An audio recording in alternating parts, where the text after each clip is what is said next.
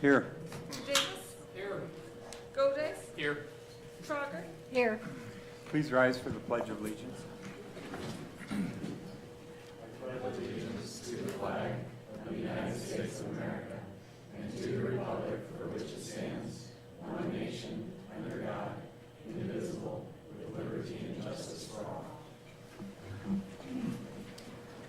All right. We would entertain anyone who would like to speak to us about something not on our agenda this evening. You have 3 minutes. Lori? Right here? Yep, come up and give us your name. I know who you are, but...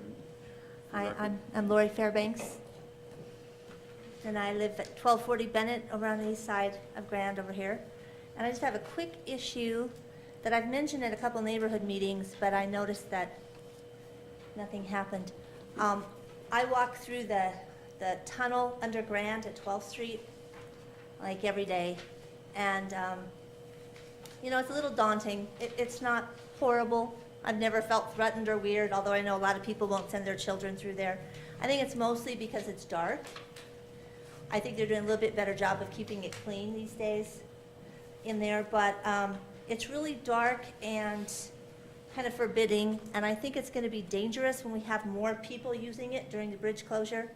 Twice in the last 2 weeks, I've had bikes coming through when I was going through, and those bikes did not see me. And I just am worried that that's kind of an accident waiting to happen. I took a picture of it at noon today. As you see, it's very dark. And then I took a picture at noon of the new tunnel over here on the other side of the water plants. You know, that goes behind the old water plants. And see how nice and bright it is? I don't think there's more lights, although more lights would help. I think it's mainly because the tunnel sides are painted white. Seems to me like that wouldn't be that tough of a thing to do, but I don't know. So I would just petition that we maybe consider doing something, especially before the bridge closes, but even long term, it would be nice if it were a little bit more inviting. I think it's really going to be used during the closure. Thank you. Thanks, Lori. Thanks, Lori. Thanks. I have, just saying to Mr. Mayor, I have asked staff to look at that, see if we can do, we have no budget for anything. I know they kind of went out and cleaned it up a bit, but I'll let you guys know what they come back with. Okay. Thank you. Okay. Can I say one thing? Go ahead. Just because that's something that I walked through too. There are existing lights in there. It's just that a couple of them are burned out, or they've been painted over with graffiti, or they get covered up with spider webs and dirt and dust. And I think it's more of a maintenance issue and possibly painting. Yeah, I agree. Yes, we were aware of that, and we're trying to address it. So, thank you. Right. Is there anyone else who would like to address us? Some.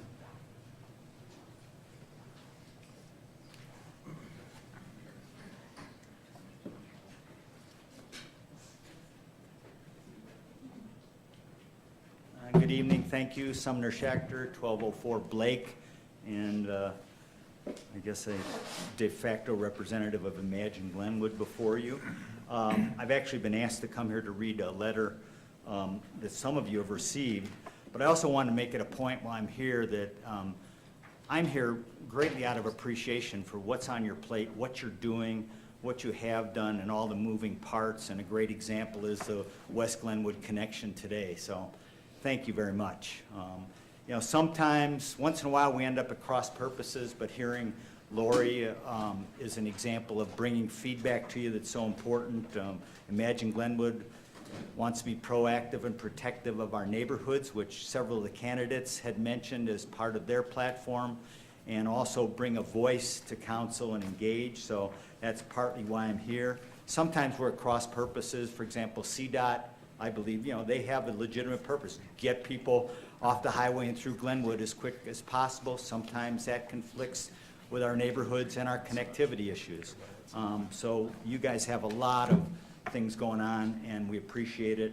So the letter that some of you saw said, hi, I'm appreciative of all you're doing and all the planning during the GAV project. Thanks. There's clearly a lot of cut-through traffic and some new traffic patterns already, particularly with the Midland and 6th paving and 6th Street Village Inn intersection work. I expect a lot of cut through, particularly on Blake where I live, and I'm okay with that because there aren't many moving options to get around locally. But I'm observing, and you may be also, a lot of dangerous driving, speeding, rolling stops, stopping, running lights, distracted drivers, cars going even above the speed limit on the shoulder of 82 to get to 24th or 23rd to make a right-hand turn illegally, then go on Blake, as well as increased traffic 27th to Blake. All to be expected, and I suspect, even though I didn't hear from them, it's happening on Red Mountain as well as areas on North and West Glenwood. So what I'm suggesting is some proactive safety measures in addition to what you're already doing, like speed bumps, humps in the downtown area, east and west of Grand, other areas, perhaps Red Mountain and elsewhere. And these could be temporary for now. I know engineering has some issue with them, perhaps some additional warning signs. It would be nice to provide these safety to pedestrians and bike riders, which we are strongly encouraging in neighborhoods. So perhaps ask our partners, if there's no budget, partners like CDOT, the Garfield County, the sheriffs and neighboring communities, if they have those resources, that they'd be willing to perhaps even lend us during the project.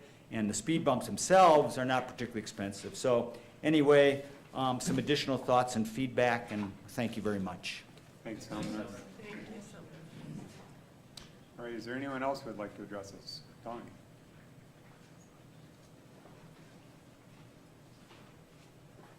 I'd like to I'm sorry, Don Burns, 131 Rockledge Drive, Glenwood Springs. I know tonight you're here to discuss the 6th Street Corridor Master Plan, and I just wanted to put my last 2 cents in on the subject. My wife and I own a business on 6th Street, and we are also property owners on 6th Street, and I'm here representing our tenants and ourselves in this presentation. The 6th Street Corridor Master Plan between Laurel and Pine shows a removal of angled parking to be replaced by parallel parking. And this would be catastrophic for the businesses on South 6th Street for several reasons. First off, people are lousy parallel parkers, which is pretty obvious to everybody. But second, unlike Grand Avenue, if you can't find a place to park, you can't go to a side street and park. There's no sort of fallback parking position. Thirdly, the present parking, which is angled parking, is dedicated to the businesses. So when you pull into park, it looks like you're going to a business and you don't park there and go to the pool or go to the potential park that's been proposed for that area. And that would be damaging to basically not have any parking at all. There are 7 tourist-oriented businesses on South 6th Street. Parking right now is very difficult and in short supply, and parallel parking could force a change in the type of businesses that are there that wouldn't require any type of car traffic.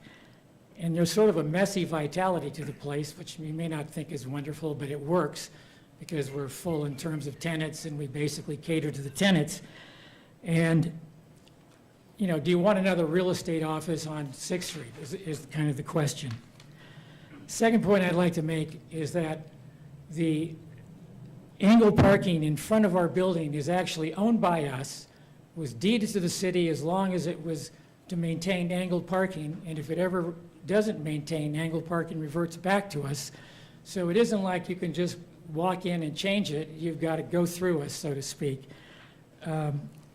What I'd like is to take more time on the 6th Street design, possibly look at some alternatives, slow it down a bit because the present plan says we're going to roar right through this and knock it off as soon as the roundabout's done. And I am disappointed in the planning process, in that I went to the first meeting where they showed the plan for 6th Street. I told them just what I'm telling you now. And they said, well, parallel parking, you're not going to lose any parking spaces. And I said, well, you don't understand. And we had a discussion. Here it is, 2 or 3 years later, same plans come up. I've never seen an alternative plan to the one they presented 2 or 3 years ago. It looks just the same. So I hope the City Council might consider the feelings of the peeling on 6th Street, because it is a major decision. This is going to change the actual type of businesses that are going to be there. And you know, I hate to see you use a planning document to change the actual occupancy of the buildings. I think that would be kind of a reverse way to do it. Any questions, I'd be glad to answer them. Thanks, Don. Okay. This is on our consent agenda item, or consent agenda this evening, and so if anyone on council wants to ask Don a question about this. I would just say that I think we were made aware of the issues with your diagonal parking during the process, and I think I could speak for council that our adoption of that plan doesn't mean we're gonna go in and take your angle parking. It's basically, there's a lot of information in that plan. For example, there's the bridge mid-block over to the Two Rivers Park.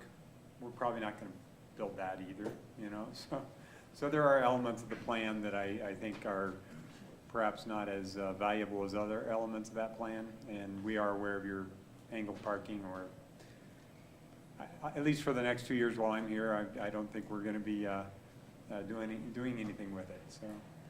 Well, and can I ask Sure. just for clarification on the plan, and maybe since Leslie's here, but just, as I understand it, the plan is more of a framework and a guideline. It's not maybe to that level of specific detail, whether it's gonna be in final construction diagonal parking versus parallel. Is that correct? Okay. Let me go ahead and answer that. Leslie Okay. did not lead that planning project. I think Oh, right okay. now it is Okay. just a stepping stone. Right. We're planning to take a deeper look at it through the area-wide process. So that level of detail is not set in stone? We don't have by this construction adoption. documents. We're not going to Right. go out and start building anything. So there will be hopefully more opportunity to work that out, I guess is what. Yeah. Yeah, regardless of any improvements we do on Sixth Street, we're going to be doing them in close coordination with the property owners, being that Don is one of the property owners there. You know, we're gonna work with you, so. All right. Is there anyone else who would like to speak to us? Mr. Fatt? My name is Terry Fatter, and I live at 45 Alpine Court, not in Glenwood, but 4 Mile. But I'm supporting Don because I own, or I don't own, but with my brothers own the property shop where the marijuana shop is in Palenkas is that. And you've already addressed this, but just so, put myself on the record, there's just not enough parking over in that area.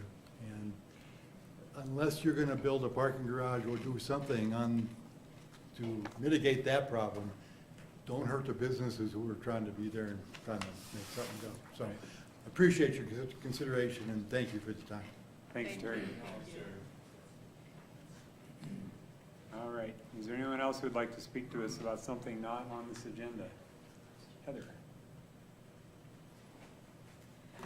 Good evening, Heather McGregor, 63 Airport Road, here in Glenwood Springs. I'm here to tell you about Colorado Bike to Work Day. It's Wednesday, June 28th, about a week and a half away. So National Bike to Work Day was held last month, May 19th, the morning after a snowstorm, and 35 people turned out on their bikes to eat a hot burrito here at the plaza. So that was pretty successful given the weather. Colorado has its own Bike to Work Day because June tends to be better than May weather-wise. So there's events going on all over the state on June 28th. With the Grand Avenue Bridge project in the works, Bike to Work Day is going to be a big deal this year. We're going to Bike to Work Month, I think, or Yes, quarter. year, perhaps. So there's many partners that are pitching in to make this particular Bike to Work Day both successful and effective. Garfield Clean Energy, Ride Garfield County program is working closely with the city, with Tanya Allen and CDOT to pull off a really good event that reaches a lot of people. So there's going to be free breakfast stations in 3 different locations, not just one. They'll be open from 7 to 9 a.m. They'll be serving free breakfast burritos and donuts, plus coffee and orange juice. And there'll be also, the important part is that there'll be lots of printed materials on safe biking, the new city bike map, the Grand Avenue Bridge detour maps, and we're hoping to have RAFTA's new bus schedules that'll show how they're going to handle the detour. There'll also be some giveaways, some cool swag at all the stations, and you can enter a drawing for some really great prizes.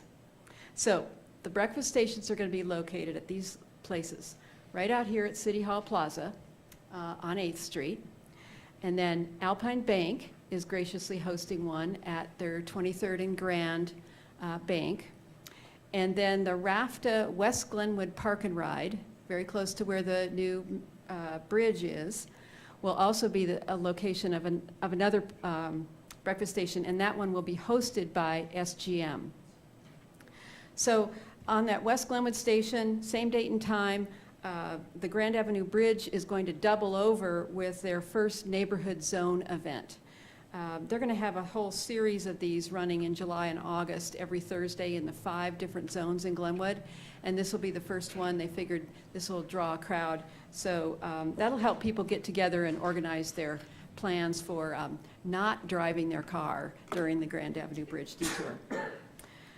So anyway, a really ambitious or maybe a really hungry rider could actually go to all 3 stations because we've got such a great network of bike trails in our community with a few good sidewalk connections. So what I'm hearing, and I'm sure you're hearing a lot of, is that with the bridge in the works and the detour coming up, a lot of people have bicycling as their strategy for transportation. And we're encouraging people to use Bike to Work Day as a way to get ready for that. You know, is that bike been sitting in the garage for a while? Does it maybe have a flat tire? Do you really know exactly how you're going to get to work and back, how long it's going to take?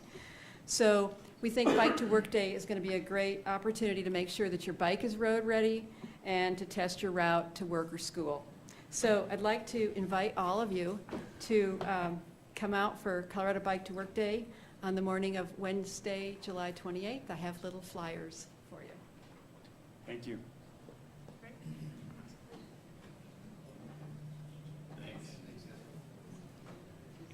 I would assume, Deborah, that's something we could put on our website and advertise. Is that something Yes. we're doing? Okay. Thank Tanya you. is very much into all bikes. All right. Excellent.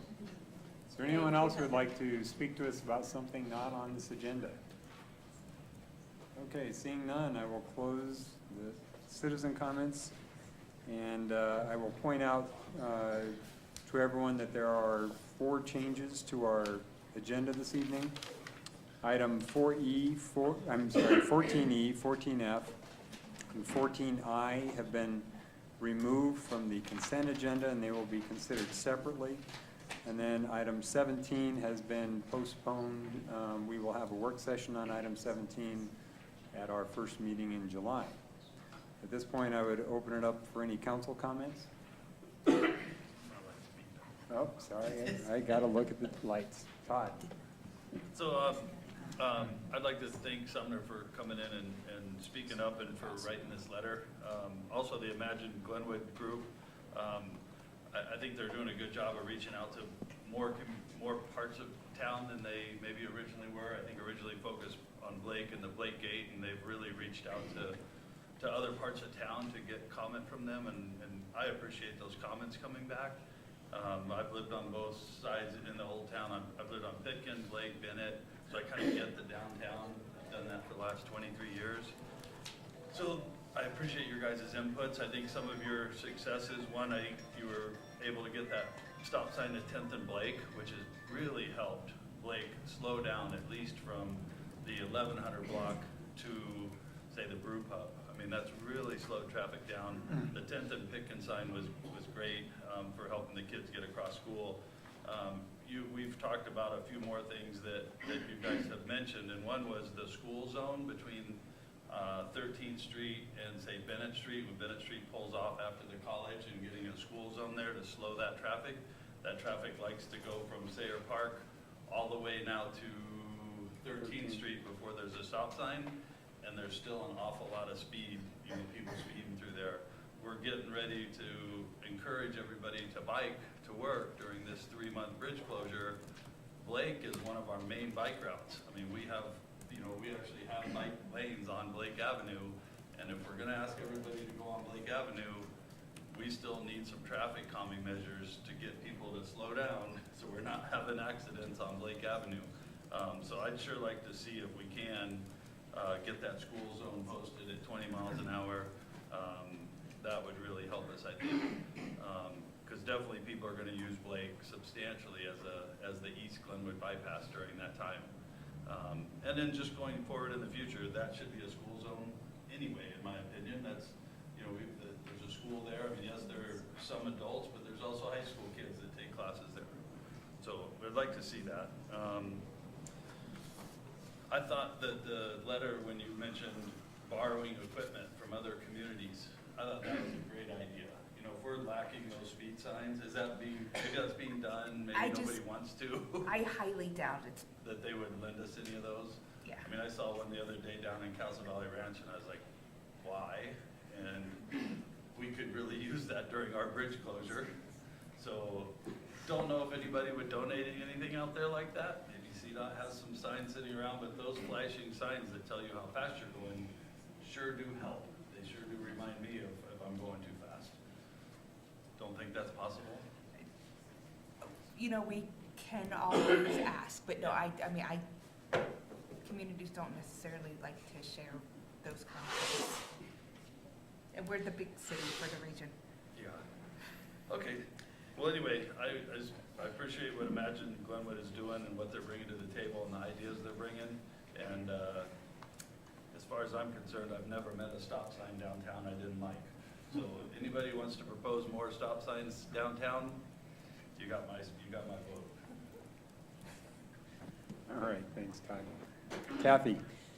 Just to piggyback on what Todd was saying too, I think another good suggestion might be some removable speed bumps, and I don't know how feasible those are, but I think, you know, people do gain some speed coming down Blake, and it would just be nice to remind them that that's maybe not such a good idea.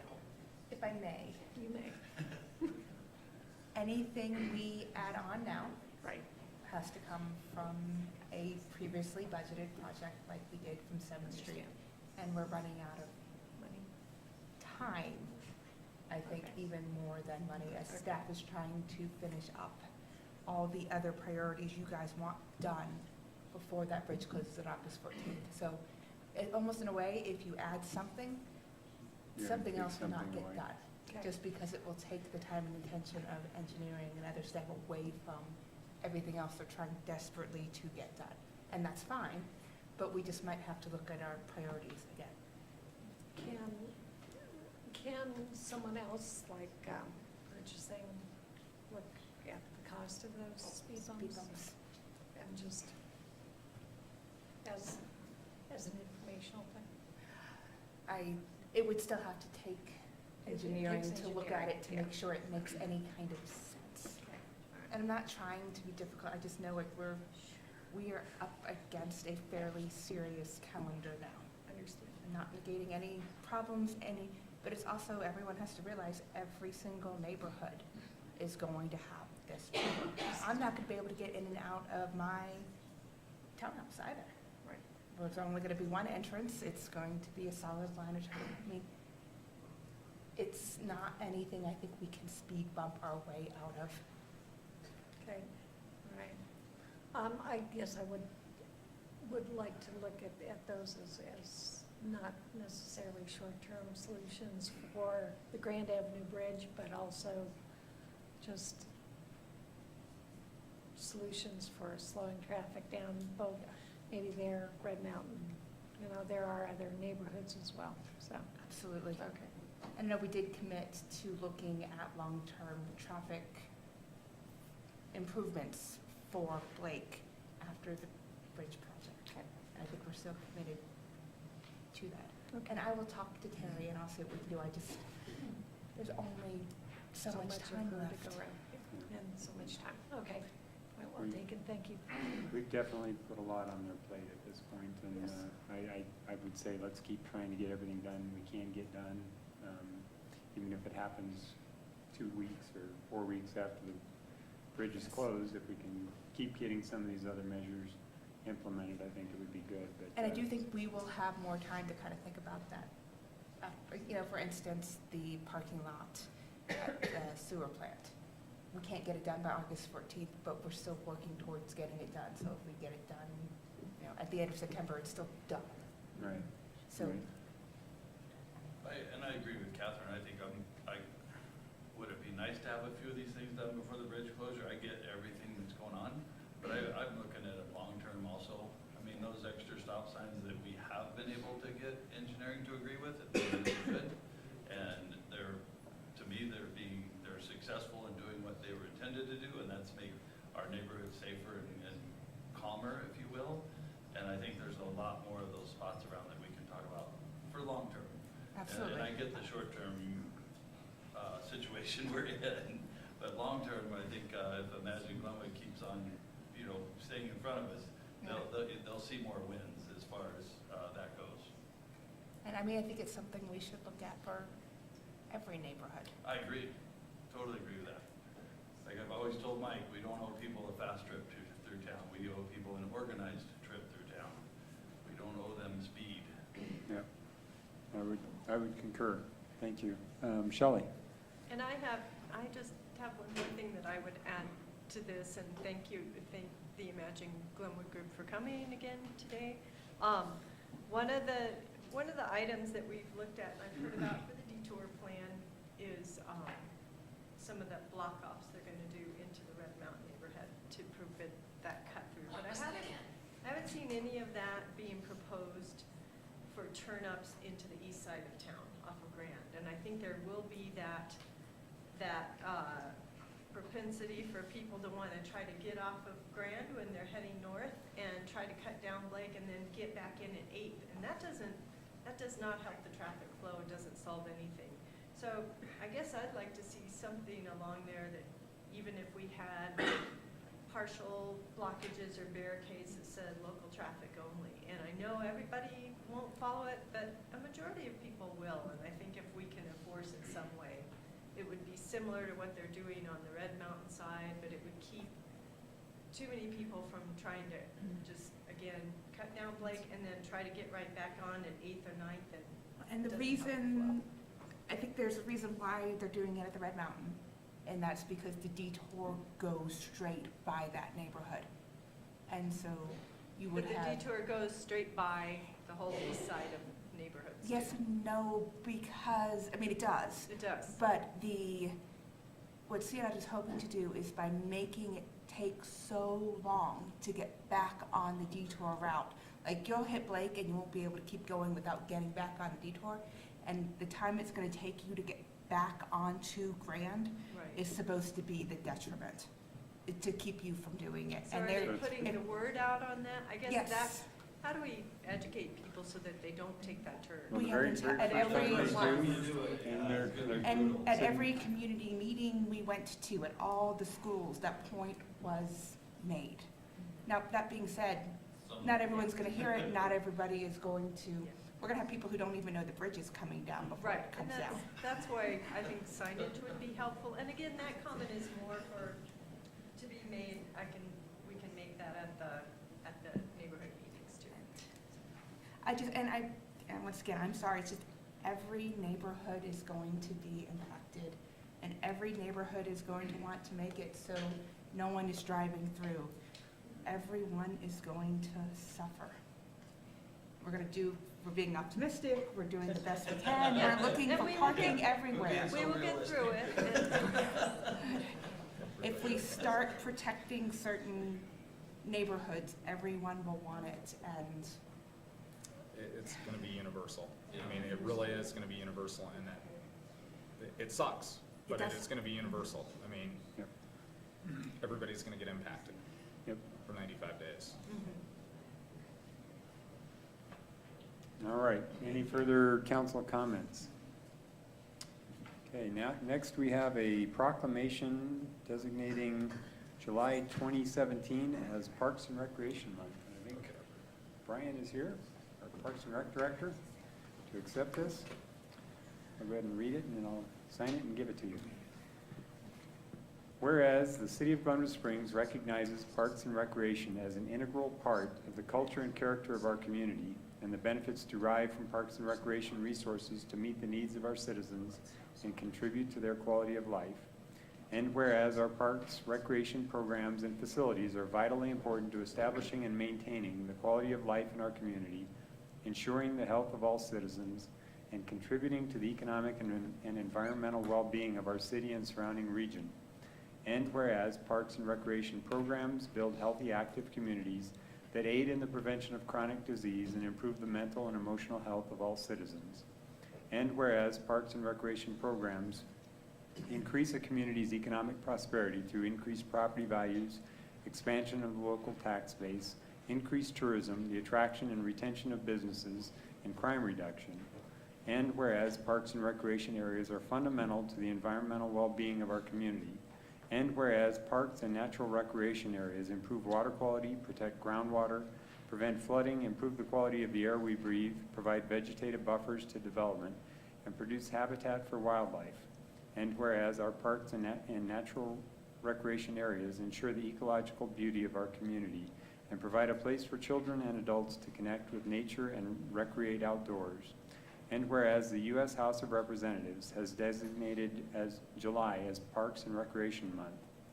Now therefore, I, Michael Gamba, Mayor of the City of Glenwood Springs, Colorado, do hereby proclaim the month of July 2017 as Parks and Recreation Month in the City of Glenwood Springs, and urges all citizens to participate in recreation and wellness programs at the community center, engage our beautiful parks and open spaces, and derive the benefits therein. Thank you. We'll talk a little bit later on in the agenda about the purpose of the declaration and what's going on during the month of July. All right, thank you. Thanks, Brian.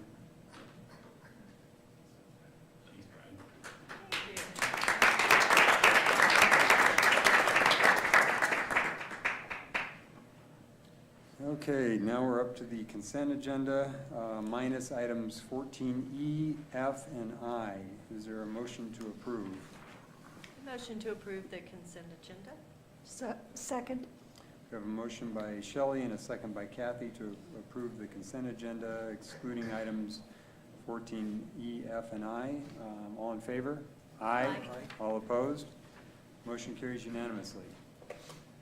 Okay, now we will take these items one at a time. 14E is the professional services agreement with Bill Flanagan for sound and lighting production services for the Summer of Music series. If I may, this is just a professional contract for Summer of Music. The city took on providing that service. We needed to have contracts in place to be able to pay our vendors. Yeah, just sort of following up as the public knows, the city took over ensuring that Summer of Music went forward. This is one of those things we needed to do, is to make sure that we had a sound and lighting contractor in place. All right. What he said. Is this an issue I should open up for public comment? Carl? If you would like to, please. Is there anyone in the public who would like to comment on this item? All right, seeing none, we'll bring it back to council for discussion and a motion. I would move to approve the professional services agreement with Bill Flanagan for sound and lighting production services for the Summer of Music series. A second. All right, we have a motion by Kathy and a second by Rick to approve the professional services agreement with Bill Flanagan for sound and lighting production services for the Summer of Music series. Let's go ahead and call the question. Trucker, yes. Goldish, yes. Davis, yes. Gamba, yes. Leahy, yes. Voorhees, yes. Cook, yes. Motion passes unanimously. All right, next item, agenda item 14F is the professional services agreement with Chris Banks to coordinate the Summer of Music series. Very similar as before, Chris Bank coordinates the musical bands for the Summer of Music. And as part of our taking over this responsibility, we have a contract with. All right, is there anyone from the public who would like to speak in regard to this issue? Seeing none, I'll bring it back to council for a motion. I would move to accept the professional services agreement with Chris Banks to coordinate the Summer of Music series. Second that. We have a motion by Kathy and a second by Jonathan to approve the professional services agreement with Chris Banks to coordinate the summer music series. Let's go ahead and call the question. Trogger, yes. Goldish, yes. Davis, yes. Gamba, yes. Leahy, yes. Voorhees, yes. Kaup, yes. Motion passes unanimously. All right. Actually, I think I was misstating 14L as being 14I. It's actually agenda item 14L, which is the Midland to Devereaux Road 10% Design Contract Award. Council has requested that we look into 10% design for the Midland Devereaux Bridge. What we have here is a proposal for 2 companies to give us 10% design. I am suggesting that we fund this expense out of the new marijuana excise tax rather than the street tax fund. All right. Is there any questions for Deborah about that? Is there anyone from the public who would like to comment on this item? All right. Seeing none, I will close it to public comment and bring it back to council for discussion or motion. Jonathan. Yeah, I think, we've talked about this a little bit before, but I think having unbudgeted expenses to have 2 contracts, especially when we're scraping for money for a lot of the stuff we're trying to do with the bridge and a lot of expenses coming through the city. Considering that we just got our sales tax report today, that did show positive growth year over year for April, but it's not the budgeted amount that we need for the 2% that we're supposed to be on track for. I think the goals of 10% design and being able to get a dollar amount is a worthy goal, but I don't think we need 2 contracts for that goal. So I guess I would have a motion to, or support a motion to approve 10% design, but for one of the contracts at the current time and deal with a potential second through the budgeting process for 2018, so that we do have that dollar amount and accomplish that goal, but have $40,000 of dry powder for other cool stuff we want to do. All right. Thanks, Jonathan. Any other comments, questions? Rick?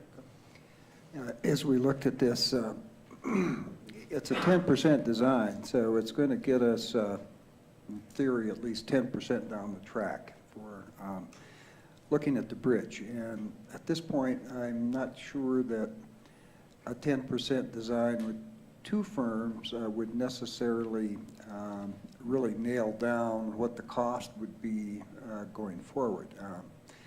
I did have a chance to look into this a little bit further. I'm not necessarily opposed to the 2 firms being involved in this, but I don't want the public to necessarily think that, because we would have 2 firms, that we would have a firm price to bring back. The other point was that the source of funding for this has shifted at least a little bit, and I didn't get a chance to ask Deborah this today, but it looks like the marijuana excise tax would be the funding vehicle for doing this, and it seems like there's a lot of other things that the marijuana excise tax might be able to return to the community, and so just would like a little education about, why we would do that. And I also understand that we'll be in a perpetual mode of having tight money for a long, long time, so. Did you have a question on what we could spend the marijuana excise tax on instead? Well, when we looked at this, when we had the one contractor alternative, I think that what I heard was that we had actually identified a budget source for that. Was that the marijuana excise tax? So the $50,000 originally budgeted was budgeted in the street tax fund.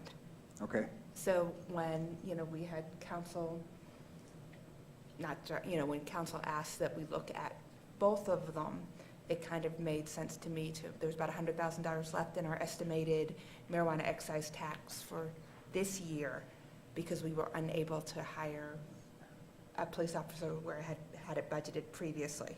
So there was a pot of money available. It freed up some money in the street tax that we could then use for some of the other project overruns we had on the Midland pedestrian improvements that we cut the ribbon on today.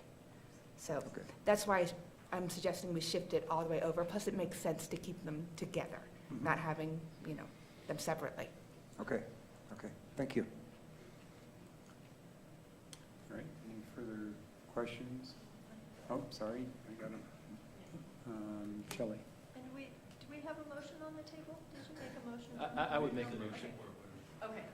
I was just gonna speak to this question, and I wanted to say that I very much appreciate the vision of the mayor and others on council who want to push this forward, because I think this Midland to Devereaux Bridge would be a vital connection for our future.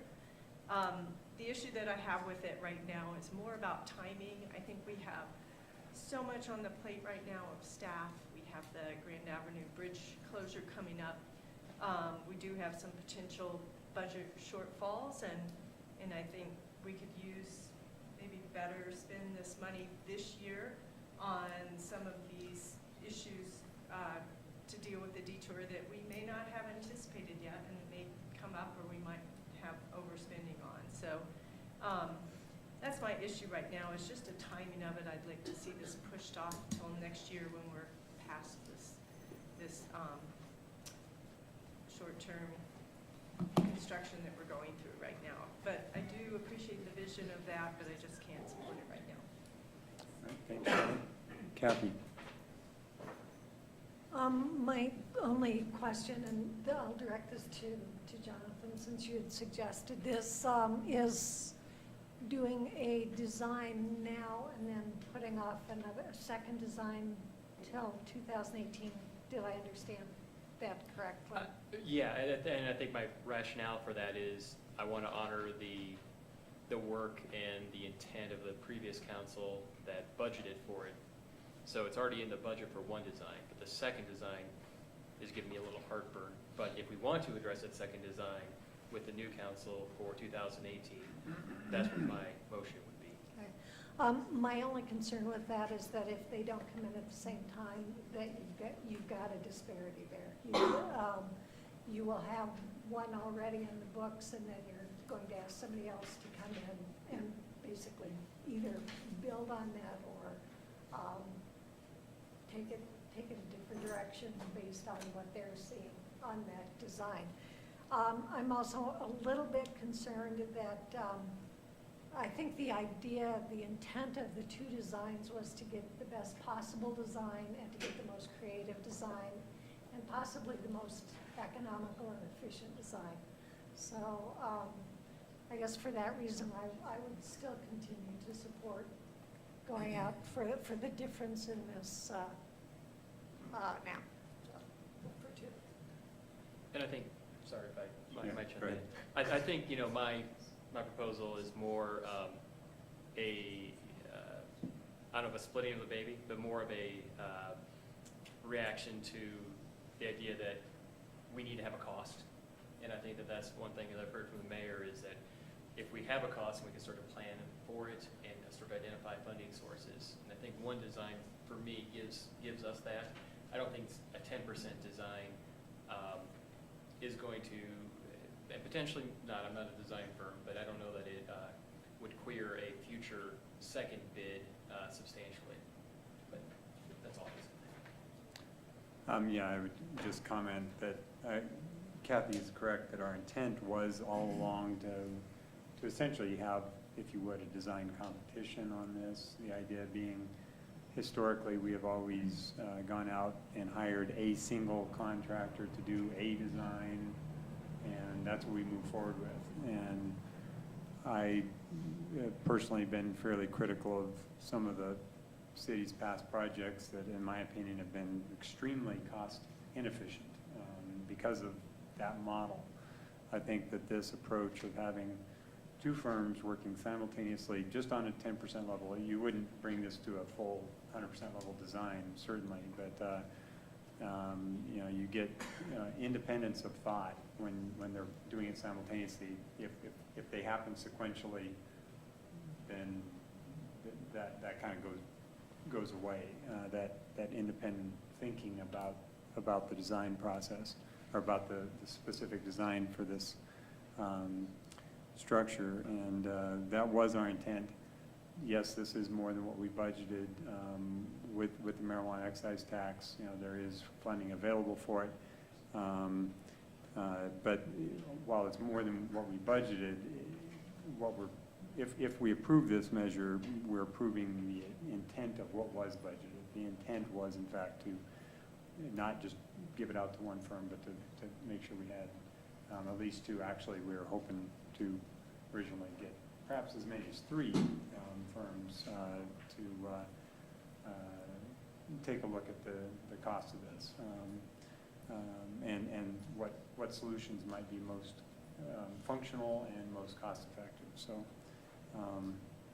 anyway, any further comments? Todd? I'll try and be brief. So back before Mayor Gamba and I even ran for council, one of the things we discussed was how do you get a town unstuck, if you will, on this 4-lane bypass going down our Roaring Fork River. And it was almost like this tug and pull that we had in our town between the people who said, we need a bypass, and we want a 4-lane highway down our river, and then the reality of the fact that there's no chance in the world we're getting $500 million to build this thing. And so how do we get a town unstuck so that we can move forward with the confluence, so we can move forward with our downtown, so that we can move forward with the town without this tension of how are we going to get past this bypass thing that's not going to happen. So what we have done is begin to implement a plan of more connectivity. And connectivity is an answer that it's a solution that we can afford to do over time. This may be a short-term plan, this may be a long-term plan. Maybe this bridge shows up next year, maybe it shows up in 10 years, but it's a plan that moves the town forward. And we can get unstuck with an idea that's not going to happen. We're not going to have a 4-lane highway down the Roaring Fork River on the RAFTA corridor. It's not happening. So this is something that we've talked about, we're pretty passionate about. I don't mean to speak for you, but I remember the conversations very vividly, is what are the solutions that we can do? We can do a 14th Street bridge, we can do a South Bridge, we can move those, we can do a Devereaux Road Bridge, we can move all those forward in-house. You know, we can take care of our own selves right here. We don't have to wait for this $500 million money to fall out of the sky from the federal government, because that's where it would have to come from. So this one's pretty passionate about this. One thing we've learned along the way is money follows plans. If you don't have plans, there's no money. If you don't have plans, you're just talking. So these plans to me are important to move forward. So I would move to approve the award of the 2 contracts to the recommended firms and allow the excess funds to be diverted from the marijuana excise tax with regards to the Devereaux Midland Bridge and the 10% design contract awards. Second. Thanks, Todd. So we have a motion by Todd and a second by Kathy to award the 10% design contract to the 2 firms with the funding coming from the revenues generated from the marijuana excise tax. Any further discussion? All right, let's go ahead and call the question. Trogger, yes. Goldes, no. Davis, yes. Gamba, yes. Leahy, yes. Voorhees, no. Cout, no. Motion passes. All right, thank you. All right, next item, we have the Tourism Promotion Board with a shop local update. Hi, Lisa. Hi, how's everybody? Good, how are you? In the interest of time, we're going to make it as brief as possible because we do value your time and we know you have a lot on the agenda. I'm Lisa Langer and this is Kristen Barda, and we're representing the Tourism Promotion Board.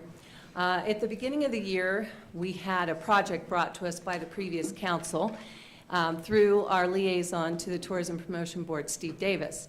And that was to try to drive more traffic to businesses in Glenwood Springs so that we could mitigate some of the impacts of bridge construction. So we met with Deborah and Jen from your staff and came back to the Tourism Promotion Board with a plan to use social media to help drive traffic from our areas outside of town, because our purview is bring visitors from outside of town to come here, spend their money, and then go home.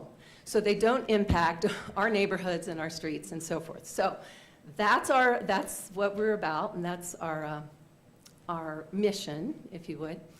And so we then came to council, asked for $20,000 out of the Tourism Promotion Reserve Fund to fund this because it was outside of our already planned budget. And we're awarded that amount through the previous council. And Kristen has taken all of the headache of doing this, and she has run with it, and I'm going to let her do the presentation, so, because she's great at it. Thank you. Hello, everybody. So like Lisa said, this is outside of our normal marketing. We're still doing everything we've always done to help bring in the visitors. This was specifically for Western Slope communities, people that are more likely to be aware of the bridge. So again, to generate interest and visitation by utilizing online channels to keep Glenwood Springs top of mind in surrounding communities that are more likely to be aware of the GRAB project. So we've decided to do this via online platforms, just get a lot of bang for our buck. Doing YouTube ads. So these are those ads that when you want to go watch a news article or whatever, you have 5 seconds until you're allowed to hit the skip button. So you see them in that situation. Also, if you watch anything on YouTube, you would see it in that situation as well. It's also in the discovery if you're just surfing around YouTube, but so far we haven't had a lot of success with those videos. Mostly on YouTube it's been successful when it plays as what they say pre-roll before you can actually watch the video you want to watch. We're also doing this on Facebook. So again, the videos have been playing on Facebook as promoted posts. Facebook has a very short shelf life. We only at this point really had 2 videos that were appropriate for this campaign. When we worked with the city together and with the chamber as well, outside of the Tourism Promotion Fund, but with the chamber team, to produce specific to shopping and dining. Not only did that run on Facebook and YouTube through this campaign, but it also did run on the KREX in Grand Junction. And that was via a trade from the chamber's promotion budget. Anyway, so on Facebook, this video is running specific to shopping and dining, and we ran our regular commercial, welcome to the land of water. I think most of you have seen most of our videos. So because we're short on time, I'm not gonna show you guys the videos today, but basically. Shucks. What's that? I said, oh, shucks. Oh, They're always good. Well, they're all on our YouTube channel, so Visit Glen, we're all Visit Glenwood if you just go to our YouTube channel. And they're on our website too if you wanna look for them, so on visitglenwood.com. Anyway, so again, but on Facebook things have a much shorter shelf life. So we'll continue to run just our 2 commercials on YouTube. For the time being, we'll see how those continue to perform. But kind of moving forward, we've really used our produced video assets to the extent we'll be able to on Facebook. So moving forward, let me go back a little bit to how we actually performed thus far. So this is since May 1st. YouTube, we've had over 500,000 impressions. So we spent, almost $3,000. So for $3,000, 500,000 people saw at least saw the video. 225,000 of those had to go to the 5-second mark. At least 225 watched at least 5 seconds, and 64,000 people actually watched the entire 30-second video. So that's pretty impressive. Yeah. Again, not a ton of website visits, but these aren't really aimed, that's not really the goal of video ads. It's more to keep us top of mind and keep people thinking about us. On Facebook, again, we had over 500,000 impressions, 53,000 30-second views. Not all of our $3,400, $3,500 spent was on video though, because again, it just doesn't last as long. It, gets eaten. People get tired of seeing it. And we had about 750 non-video post engagements. And on Facebook, that was 3 cents a video view. On YouTube, it was 5 cents a video view. And that's the amount for the entire 30 seconds. So basically 30 seconds of, wow, I like Glenwood, and you're you have an option to leave, you have an option to go away, but these people are actually engaging. The video the city helped us produce was very, very engaging. So moving forward, YouTube, we're going to continue to run those ads. On Facebook, again, we'll probably move more towards a content-based campaign from here on out. Until the fall. We do have some fall appropriate videos we'll use, but for the time being, we'll do some content-based. And as a basic consumer purchase funnel, these will be more, towards the bottom of getting people to actually want to visit. These video ads have been more at the top, keeping people aware of Glenwood Springs. But the content-based posts that I'll show you in a second are more actually hoping to get people to be like, oh yeah, I need to be on the river this week, so I'm gonna go look at Visit Glenwood right now and book that. So for example, this is one I just posted today, which is, rafting season is now, but come out and plan your rafting trip to Glenwood Springs. So,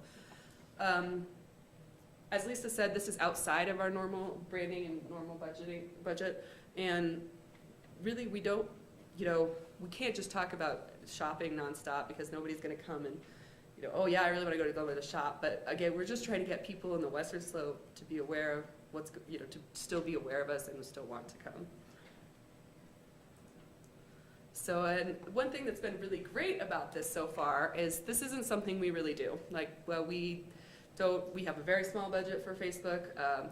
We do pre-roll video most of the time, but we haven't done it through YouTube. We do it through another platform called Choozle, and that's part of our normal marketing campaign.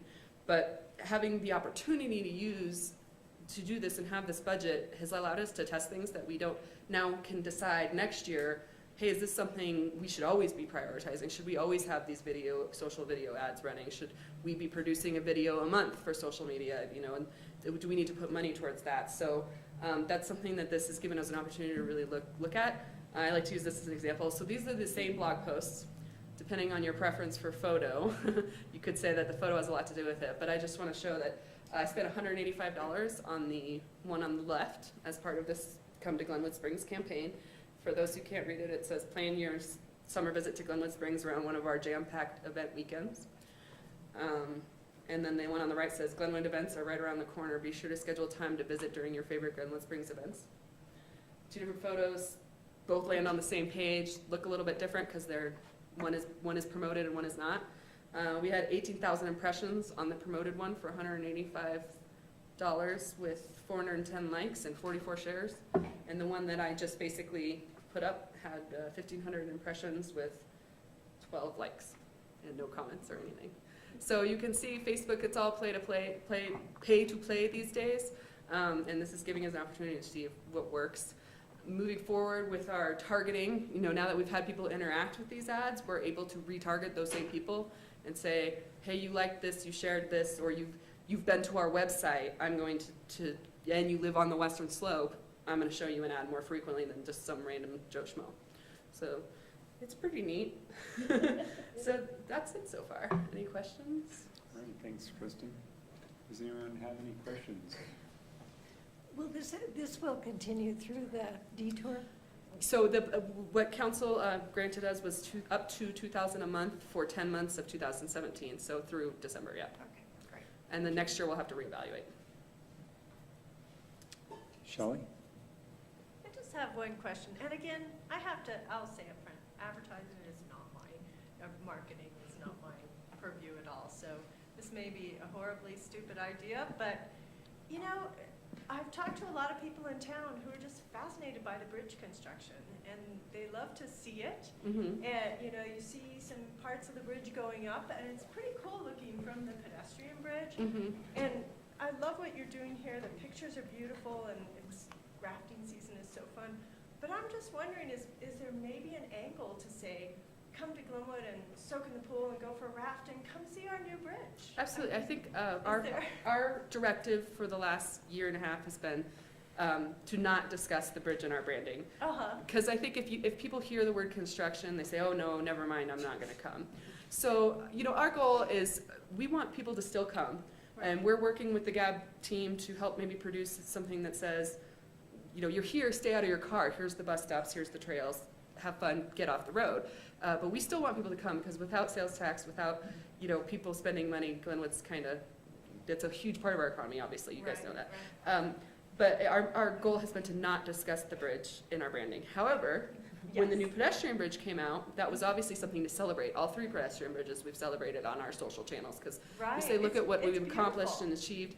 And I think right now is booking, people are booking still. And I think once the bridge is maybe down, I think that there's kind of no hiding it at that point, and maybe then there'd be an opportunity for a little bit of discussion of Walk what's across the happening. new pedestrian bridge and see this whole bridge being built that's across the river.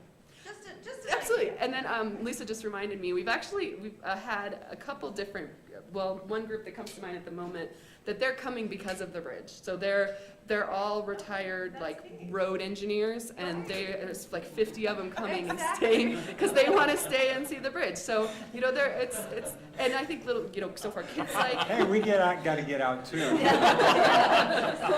any gambas on that? There are people out there, and even non-engineers that are fascinated by this stuff. So I think that once maybe the bridge is down, we can explore that. But our director from the tourism board, and I think through Steve's, when he was our city council rep, has been, let's not shine a light on it, let's deal with it, and still get people to visit and help them once they're here to have a great time, because we're all about having a great time here. Okay, thanks. Yeah. Anything else? I just wanted to say thank you, ladies, very much. We appreciate the partnership. We appreciate all the work. Thank you. I know it's not something you typically do, and we appreciate it. It's been all fun so more far. because of that. Yeah, Thank it's you. been fun, thank you, actually. It's fun to think of different angles. Yeah. Yeah, thank you. Thank you. guys. Yeah, thank you. Thanks very much. Have a good one. Oops, I'm sorry, Britt, you had something you wanted to say? I just wanted to say, I want to really give you high marks for using metrics and looking at the return on investment. That's not always something I think that we see from the side of the fence. So, you know, it'd be nice to see if there's a trend that you can look at for summers that are coming. And we had a really interesting presentation about I think using cell phones to figure out who was coming into town, who's not coming into town, and I think, you know, folding that all into sort of a data-driven strategy will pay us some benefits going forward. Yeah. And we actually did conduct that survey, and if anybody needs the link to it, I can send that cell phone data survey out to you guys, so, yeah. And Kristen loves stats. I love data. And data, and so and spreadsheets, and so. Should've been an engineer. It's, you don't find a lot of marketing people that are like that, but I think it's interesting. Great. Thank you. Thanks, guys. Thanks very much. All right, next we have a Parks and Recreation Department spotlight. Hi, Brian. I'm back.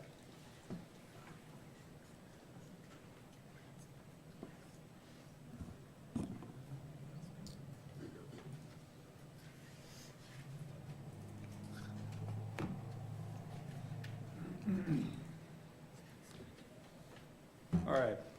Mr. Mayor, members of the council, you know, as we start the number of celebrations during Parks and Recreation Month, I'd like to take just a moment to spotlight why we have a Parks and Recreation Department and what our role in the community is and why it's considered essential service to residents.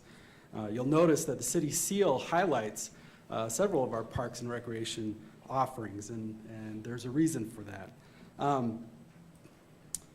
To many residents, outdoor recreation is a lifestyle, and overwhelmingly 90% participate in some form of outdoor recreation activity every year. And these activities are also the backbone for many tourism trips taken by residents and out-of-state visitors alike. I don't know who's in that 10%. I know it's not Todd, but we'll get them on board also. To many residents, and statewide, outdoor recreation contributes $34.5 billion in annual economic activity and creates 313,000 jobs for residents. It is replacing several industries as one of the top economic drivers, and it generates significant consumer spending. 2/3 of economic impact is generated by direct spending on food, fuel, lodging, user fees, equipment, and other retail. Colorado is #1 in the nation for recreation-based visits. And based on the activity days reported in a public participation survey conducted by the Colorado Tourism Office, economic impact on a regional level was calculated. And at the regional scale, total economic output from recreation is greatest in the Northwest region, which Glenwood Springs is a part of. Over 91,000 jobs were created in our region from recreation, representing 1/3 of the entire adult population in our region. So as a local entity, some of our priority areas are facilities, parks, and open space improvements, funding and financial sustainability, economic development and integration of outdoor recreation interests, healthy lifestyles and engaged communities, and stewardship and conservation. And these are some of the key objectives that we're looking to achieve from those priority areas. Just increased awareness and maintaining public funding and finding alternative forms of revenue through higher participation, grants, sponsorships, and advertising. Promoting the connection between open spaces, recreation, and economic and financial viability of this city. Partnering with user groups like local artists and local environmental groups. And seeking commonalities within those community programs and stakeholder groups to create more resources. So I'd like to spotlight just a few of the features of our department.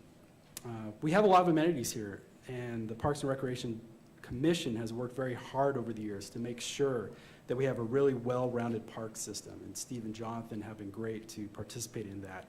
I understand there's a very robust game of rock, paper, scissors to see who can be on the board. We have 31 trails with over 10 miles of city-maintained trails. Most recently, we've created the Midland Trail connection to the Whitewater Park, and the pedestrian bridge opened just today, connecting that. We also have the 14th Street Bridge connection from Rio Grande Trail to Midland Avenue recently completed. We have some regional as well as neighborhood parks.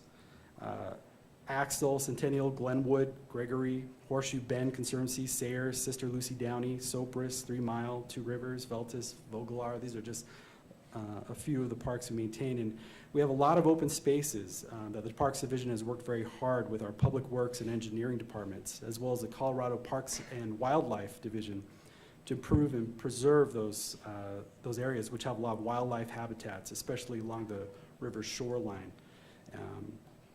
And areas that have a lot of critical species, habitats, and even historical sites. We've been working on making a lot of these parks and open spaces ADA accessible and available during all 4 seasons. Parks has a current focus on improvements to our current assets and developing new inventory and outdoor recreation open spaces to enjoy. The Two Rivers Shoreline Project will be a first step in bringing our outdoor spaces to the level that Glenwood Spring residents deserve. With Two Rivers Parks improvements, Roaring Fork, Confluence, Whitewater Park, and surrounding trail systems, all tying into a beautiful centerpiece for the community. And it's a lot of work, and we're excited to take it on. The Parks Division supports community programs with a lot of recreational opportunities. We currently have 5 baseball and softball diamonds, and those diamonds can be converted into flag football fields or soccer fields. We have 3 basketball courts, and we are currently designing plans to construct new courts at Sayre Park in partnership with Game On Camps and Hoop DeVille funding. We are in the process of planning and budgeting the renovation of 4 new tennis courts at Sayre and Veltus Parks. We have an archery range that we'll be making improvements to, along with an Eagle Scout project out there at South Canyon. We're looking at the development of a sledding hill, new sandy beaches at Two Rivers, and we have a dog park we're going to be making improvements to. So we have also a very unique feature with the Whitewater Park, and we're going to be doing a lot of focusing and promoting events around that amenity. Our cemeteries are reaching the end of service capacity. That's a discussion topic for another time. But people fall in love with Glenwood Springs, and the amount of requests that we get to place memorials along the trails and parks is staggering, something that we need to talk about. And people want their loved ones to have a presence here, long after they're gone. They love this city. And, when I speak with people about Glenwood Springs, it's interesting to me how often the word beautiful is said, several times in the conversation. And our crews have worked very hard to keep our natural areas in downtown beautiful. So we have a really well-rounded park system, and we're very proud of that. And the staff work 7 days a week to maintain these parks and outdoor spaces, and it's an honor for me to recognize the staff for the amazing work that they do. The community center is a beautiful family-oriented recreation hub. It'll be a gathering place and a focal point for this community for generations to come. State-of-the-art training facilities allow city residents to exercise in a variety of ways. Spin classes, yoga, and Zumba are just a few of the activities designed to keep patrons active and healthy, and our stellar instructors and trainers keep you motivated and entertained. We have hundreds of participants each month, participating in over 67 group fitness classes. As far as our ice rink, now under Matt Kramer's care, is one of the cleanest and well-maintained arenas that I've seen in my career. Matt has worked hard to make several improvements that will add to the comfort of participants and the efficiency of its systems. The ice arena house programs have grown over the last 5 years, and the hockey leagues host some of the premier programs in the area. I know there's a lot of interest surrounding our hockey rink and the future of that, and we'll have those discussions in the future. Community Center provides our sports programs with top-of-the-line amenities. With over 500 kids participating in sports programs, we have a substantial impact for good on the health and social development of our youth. Complete with water slide, diving board, water features, the indoor leisure pool offers year-round fun. Learn to swim programs, water aerobics, and swim teams provide aquatic activity options no matter the season. And the competition pool hosts 3 large-scale regional events that brings in over 800 competitors during the meets. Beehive of activity around this time of year. Our youth programs at the community center is a regional draw with 60 kids participants in each camp. We have kids all around the facility every day in our programs. A new area we're starting to dive into are new developing senior and therapeutic recreation programs will be the standard of inclusion and special recreation in the region. These programs bring diversity awareness for our community and a wealth of volunteer opportunities. The amount of families that we'll be able to provide a higher quality of a life for will truly be impressive. With more options for their membership plan and with about 3,000 members, we're experiencing some of the highest membership numbers in 15 years at the community center. And as well as a constant stream of facility rentals, proving the popularity and accessibility of the facility. We have 615 reservations a year and over 19,000 attendees. And I think some of our city departments are getting tired of being turned down because we don't have any space. We're constantly booked. Very true. You don't get any favors. So July, designated as Parks and Recreation Month, kicks off an entire season of member appreciation and new sign-up events, including a community center open house on July 29th. Opening the facility to the public for free with a wealth of activities and entertainment for the whole family, and culminating in November with a members-only community Sweet 16 birthday celebration. It'll be an upscale event for adults, evening event, and family fun activities during the day. And this will be a birthday party you won't want to miss, and I cordially invite all of you to that. So these are just a few of the highlights of the community center, and each part of the facility has purpose in its design. And the programming we do is built on the input and needs of our residents. And as wonderful as these facilities are, they come a distant second to the Parks and Recreation Department staff, who work tirelessly around the clock to maintain the facilities and grounds and create a myriad of program offerings and prepare the center each day for opening 7 days a week. The staff commitment and talent powering this facility is truly amazing, and I just want to say that I love my staff. So whatever our residents' level of activity may be, the community center has something for them, and we invite all members of our community to come out gather at at our parks, at the community center, and make Parks and Recreation Month the start of an enriching, healthy, and active life, and appreciate the essential services Parks and Recreation provide for the economic prosperity, cultural wealth, and wellness of our residents. Thank you. Thanks, Brian. Do you have any questions? Very impressive. Jonathan? Yeah, I just want to take about 30 seconds and just talk about how much the recreation facilities and amenities in this town mean to me personally. I work out at group classes every Tuesday, thank you Tiffany, Tuesday, Thursday, and Friday mornings. Play basketball in the winter. I moved to Colorado to rock climb. That what drove me here. So the climbing wall is something my family utilizes. We go to the pool weekly. My kids participate in the summer camps. The daddy-daughter dance, the programming that you guys do is just the one-off stuff is really fantastic and creative. And you know, even the bike paths, and I'm a rafter, so being able to take off at Two Rivers, you know, it is such an amenity to this community. And so it's a huge quality of life for my family personally. And you know, as a former Park and Rec professional and somebody who has a degree in Parks and Rec, you guys do a really fantastic job. And I'm glad this community supports the rec center, the parks, and the trails, because I'm not the only one, I think, that feels so strongly about recreation in this community. So thanks, Brian. Thank you. Yeah, our staff are fantastic, and they feel your support, and they do appreciate it, and they love to see you out at the programs and the parks. So. Any other questions or comments? Okay, Kathy, sorry. Oh, Brian, you, excuse me, you are not the only one that loves your staff. I think I can pretty much safely speak for council. We think you guys are awesome. So keep up the good work, and thank you very much. Thank you. I agree. Well, welcome as one of our newest senior staff members. Welcome to Glenwood, and really happy you're out there. Yeah, 2 months. 2 months in. We've been torturing Brian for about 2 months now, but he's still staying. 2 months in the lifetime ahead.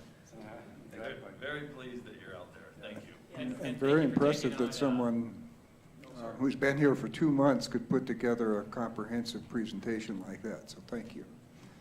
Well, and also thank you for taking on some of the planning for summer music and some of those things too. That's a big lift, so Yeah. I know that wasn't part of the job description. We have a good partner. Great. All right. Okay, next item on the agenda is a presentation from the Glen Springs Arts Center. Certainly. I just, Mr. Mayor, I'm going to just do a brief lead in. There is a memo in the packet from my office, sort of running through, I think, by way of background for the council, and also hopefully maybe clears up what I think is a little bit of a misperception in the public about the separation between the Glenwood Arts Council and the city. The Arts Council is in fact a 501c3. It's governed by its own separate board of directors. It has its own set of fiduciary responsibilities under the statute. Really, while we do fund the Arts Center, or have historically funded the Arts Center at a higher level than some, actually much higher level than other nonprofits in town, we have a similar relationship with most all of the other nonprofits in that we provide grant funding, we don't provide oversight.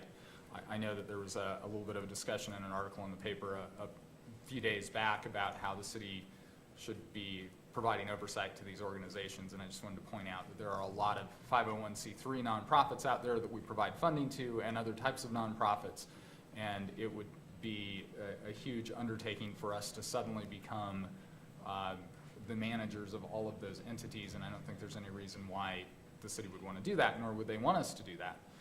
So I run through in that memo kind of clarifying the separation between the two, also going through the contract, 2 different contracts between the Arts Center and the city, one for the providing of certain services in the city and the funding that would go along with that, which has been amended twice.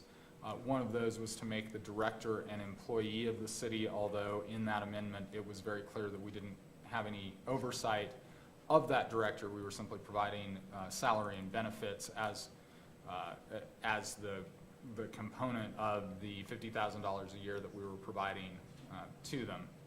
The other one is the lease agreement for the facility, the old electric facility that they are in, recognizing that that is a substantial benefit as well, and that the lease was a $10 a year lease, and that obviously commercial space in town is worth far more than $10 a year. So that is also a fairly substantial subsidy over time and on an annual basis that the city provides. Excuse me. I also, just to provide some framework, I go through the fiduciary responsibilities of a board of directors, and then at this point, really, from a staff perspective, we need clear direction as to how we should be moving forward, if at all, and what capacity in this relationship with the organization. I laid out there are 4 potential of a myriad of potential options you would have available to you at the end of that memo, ranging from providing additional financial support to the Arts Council through terminating those agreements, to investigating whether or not the city should take a look at providing some of those services that were being provided for previously by the Arts Council. So I don't really know that I have anything that you guys need to ask me questions about, but I just kind of wanted to run through what that background and framework before the Arts Council went ahead and made their presentation to you this evening. Thanks, Carl. All right. Whoever is going to make the presentation.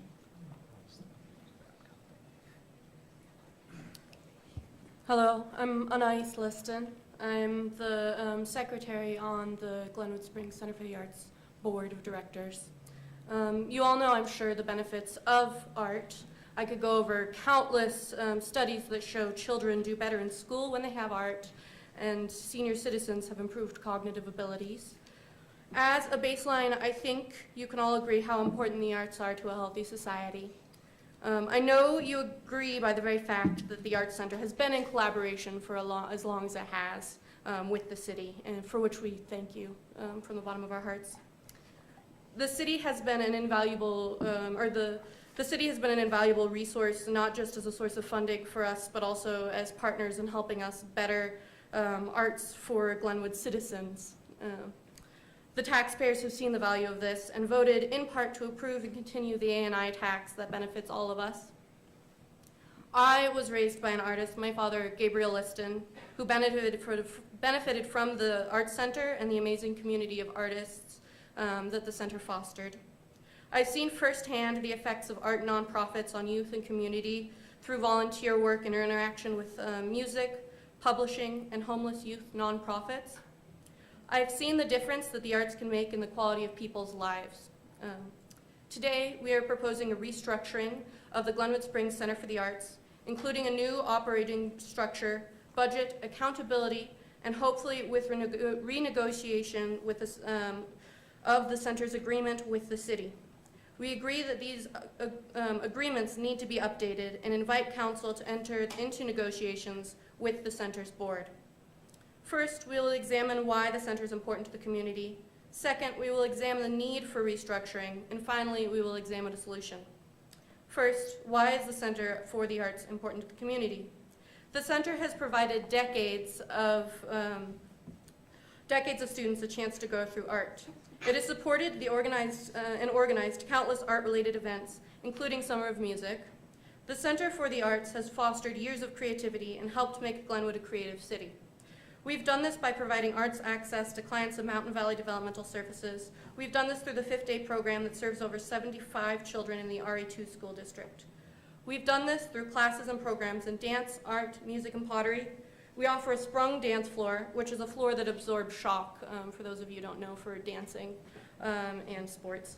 We offer a pottery studio with a kiln, a silversmithing studio, music rooms, and a gallery space.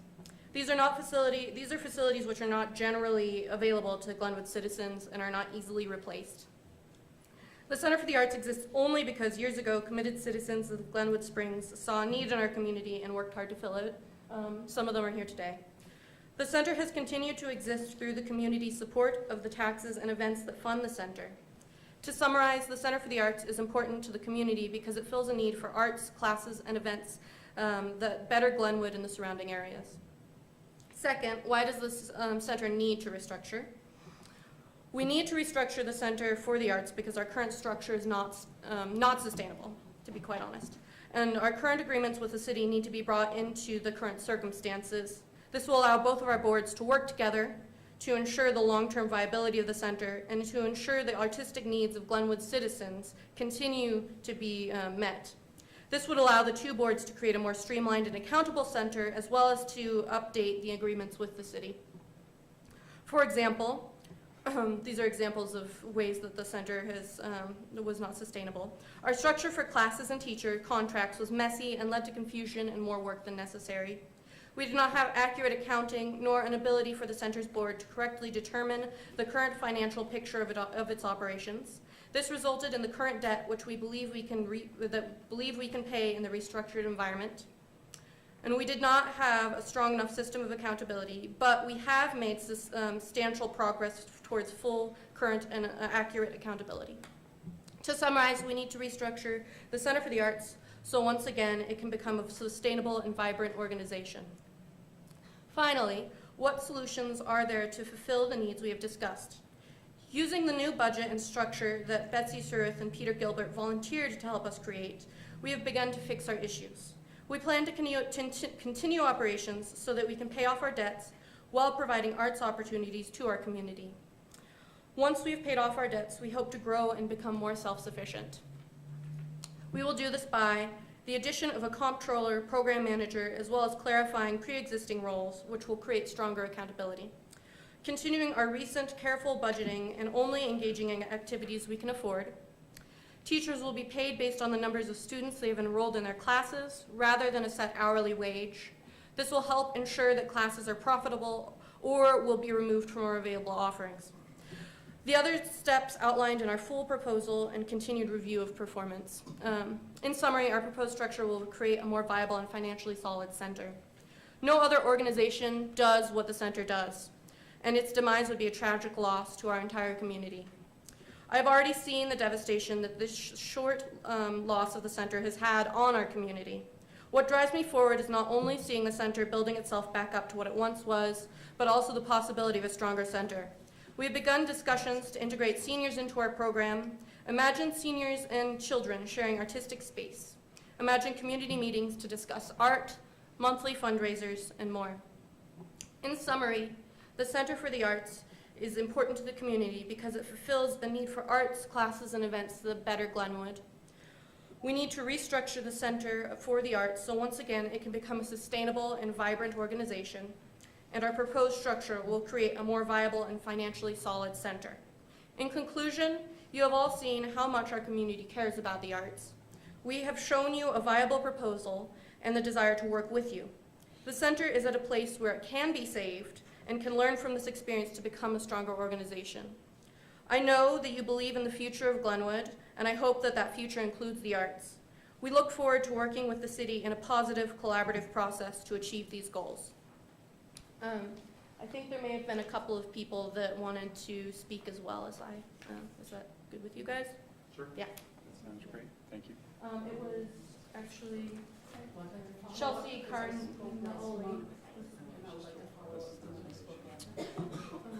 I was having Chelsea Carnoli. That's okay. Yeah, that's going to present about our possible continuation with the senior center. Thank you so much. Hello, everyone. Hi. Should I provide some time for comment directly in response with Anais with the presentation she just gave, or would you prefer I go ahead and continue with my presentation? I think it'd be fine if whoever wants to speak now could do that, and then we could open it up for discussion after that. Sure. Well, as I was introduced, I'm Chelsea Carnoli Parkinson, and I have met several of you. I'm a service coordinator for the Manor 1 and 2. Where I have had really in-depth interaction with the seniors in the community.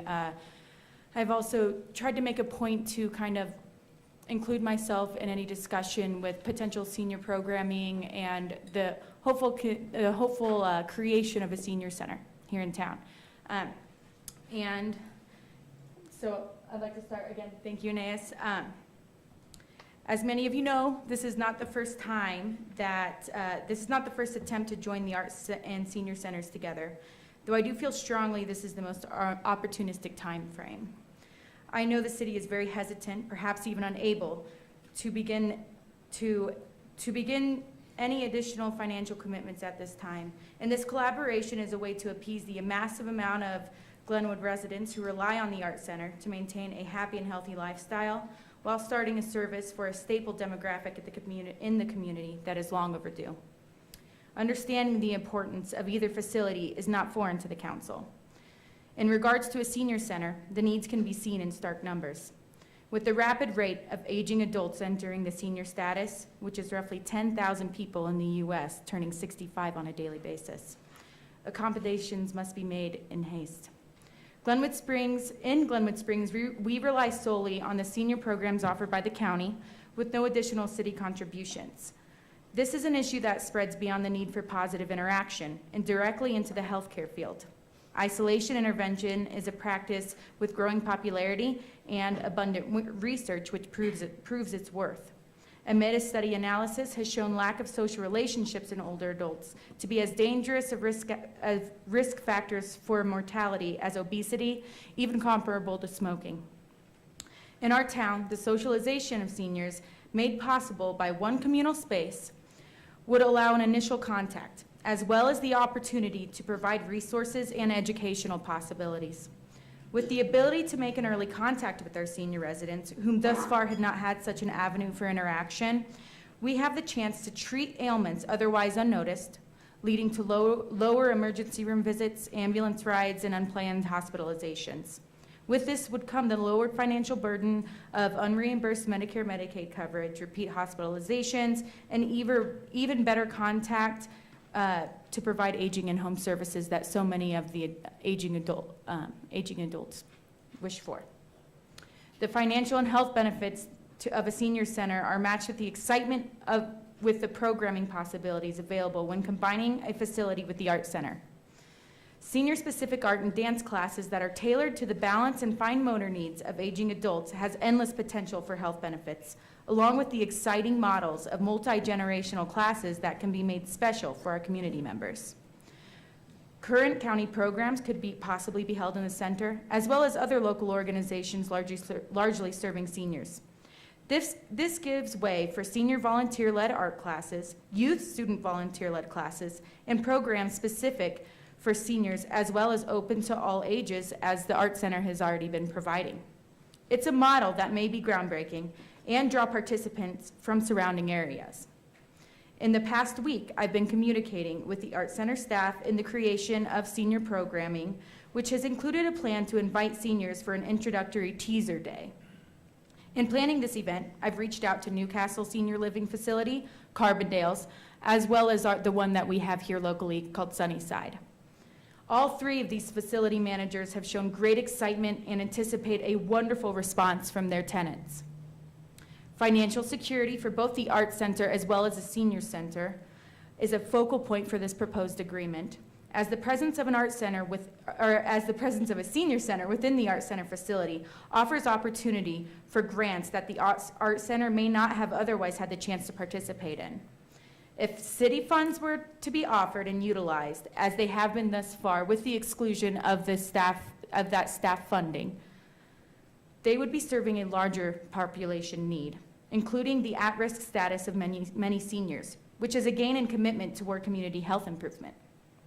The city would be acting on the many voices heard throughout Glenwood pleading for the continuance of the Art Center, as well as the establishment of a senior center.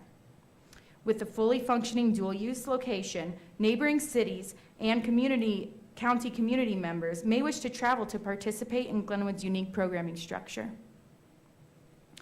So I thank you again for your time and your efforts. I certainly do understand that no decision comes easily when it's done on behalf of the entire city of Glenwood Springs.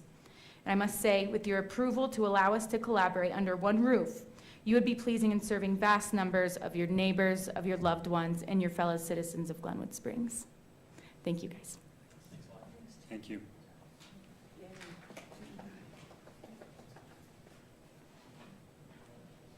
So I'm Sammy Haber. I was here last month, and I just wanted to, I want to dovetail with something that she said, is that the new assisted living is also looking for community things that they can van ride their assisted living clients that are moving in to do, and that would be something really great. I mentioned last month that we were having a benefit fundraiser, and it was last Friday night at the Vaudeville Theater. And what I'm going to tell you is to show you again how much the community is in support of the center. We had 130 some odd people come to the Vaudeville Theater. Everybody paid between $37.50 and $40 per ticket. We had over 70 auction items that were donated valley-wide, from people valley-wide, from businesses and individuals. And we took in $11,550. And we did this all in less than a month of preparation at a little bit of personal cost to, yeah, like less than $500 personal money from the organizers. And I really think that speaks to how important the Center for the Arts is to the community. It's interesting that in the Parks and Recs presentation, so many of those points hold true also for the arts, about the health of the community, and even bringing people in from outside the community. When I was down there 2 weeks ago doing some work with Betsy, in 20 minutes that we stood downstairs in the lobby talking, 2 people came in separate times that were from out of town. They were on their way to the pool, but they saw the Center for the Arts and they stopped in asking if there was a current show going on. That's only 2 people, but that was just one day in 20 minutes. And that made an impression on me. I have a friend who's a director of Panama City, Florida Center for the Arts, very similar structure. City provides the buildings, city pays director's salary plus 3 part-timers. They've been hosting regional juried art shows down there. There's no reason that our center can't be doing things like that. We've even been tossing around creative ways of getting people shuttled from other places because of the parking issue. So again, I just really hope that you will see fit when the investigation and all those things are over to partner again with the center, and so that you will be a part of it and not apart from it. Thanks. Thank you. Was there anyone else? Go ahead, sir. Good evening. I'm Terry Glassnab, 28 South Meadowview Court in Oak Meadows area. And I wonder if we might take a pause to just stand up and get water and stretch. I have a 3 to 5 minute to present to you, but I would wonder if that is something you could vote on before I jump in. And if not, I'm ready. Anybody need a stretch? Okay. You guys want to take a break, or do you want to just let it go? We're ready. Okay.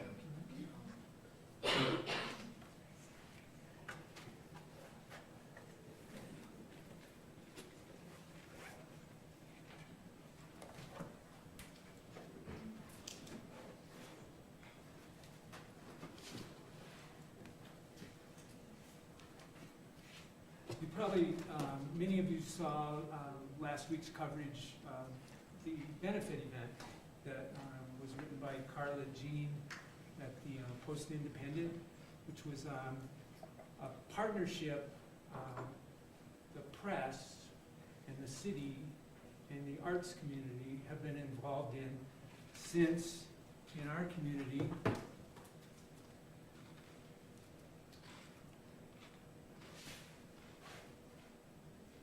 and which direction is this? So just like if you're looking at it, just Like turn it this? so that, yep. Okay.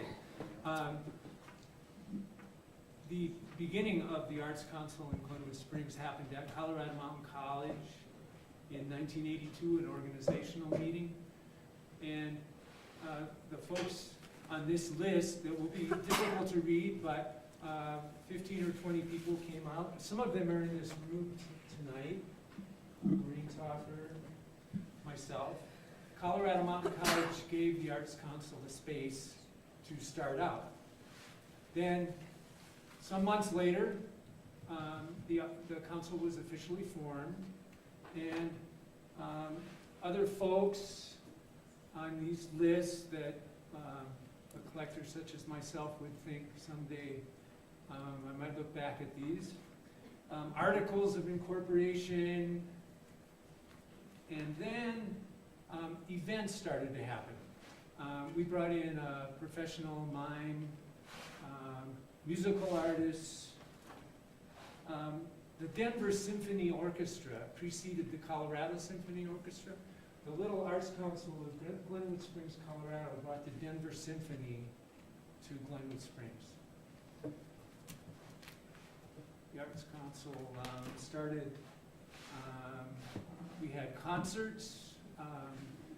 The artwork here, and I'll show you another example, is by a local artist, Dan Sprick, grew up in this town. And his work is shown all over the world now, and you'll see an example of something a little more colorful than this. Children's Serendipity, an arts festival for kids, giving kids a hands-on experience in the whole realm. Pottery, drawing, painting, sculpture, and being with other kids in a creative environment. This was created by Maureen Fox, a local Arts Council board member. Most amazing, the economy of what arts bring to a community. Back in 1984, a Glenwood Post writer, hello John, I don't know if you were here, but telling the story, this is a really amazing story. The Glenwood Springs Arts Council, one of our first events, an evening of jazz at the Hotel Denver, fundraiser for the Arts Council, sold out. Unbelievable.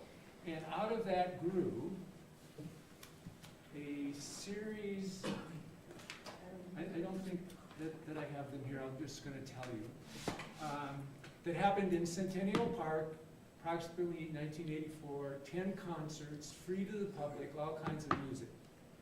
Then Bob and Mary Noon, whose idea that first evening of jazz was when the Two Rivers Pavilion was built, came up with the idea, what if we go jazz and we have something midweek, 25 years of volunteer effort.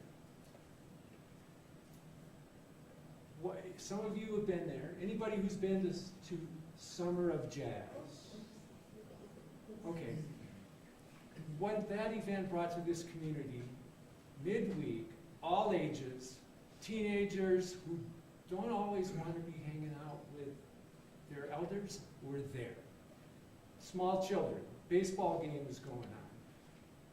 World-class jazz music that Glenwood Springs had for 25 years.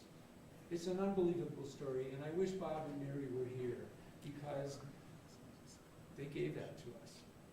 It was an art, the art of jazz, one of the great American art forms. When Bob and Mary decided to hang it up, the Glenwood Springs Arts Center came to the rescue. I wasn't around at that time to observe how that phenomenon happened, but I think we're at year 6 or 7. The other kinds of events that happened in the early years, a lot of stuff for kids.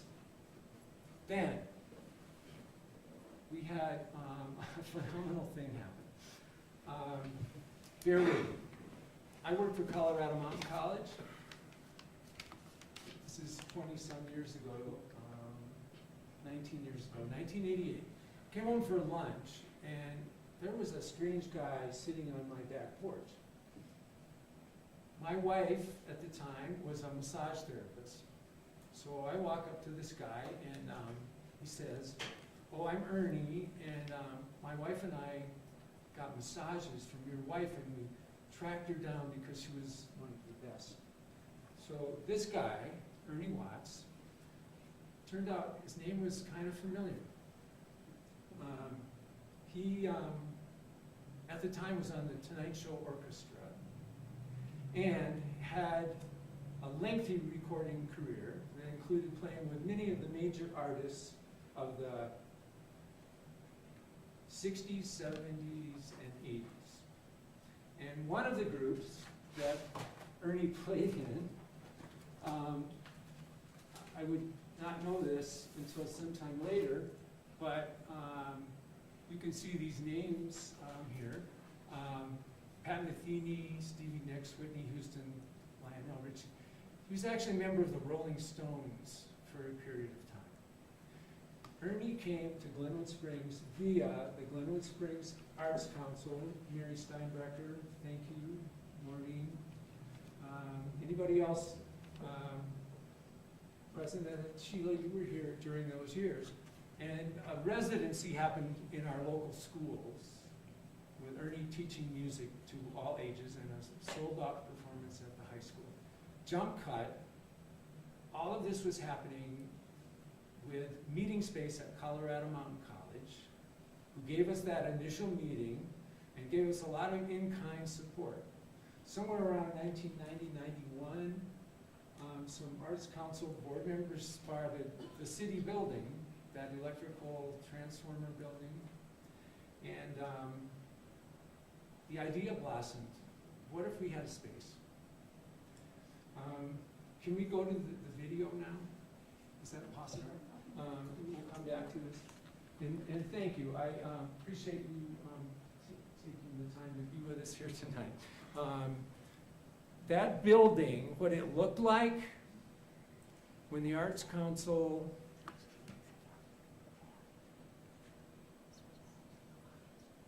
and it's a few seconds of some other activities from an old video, circa 1988.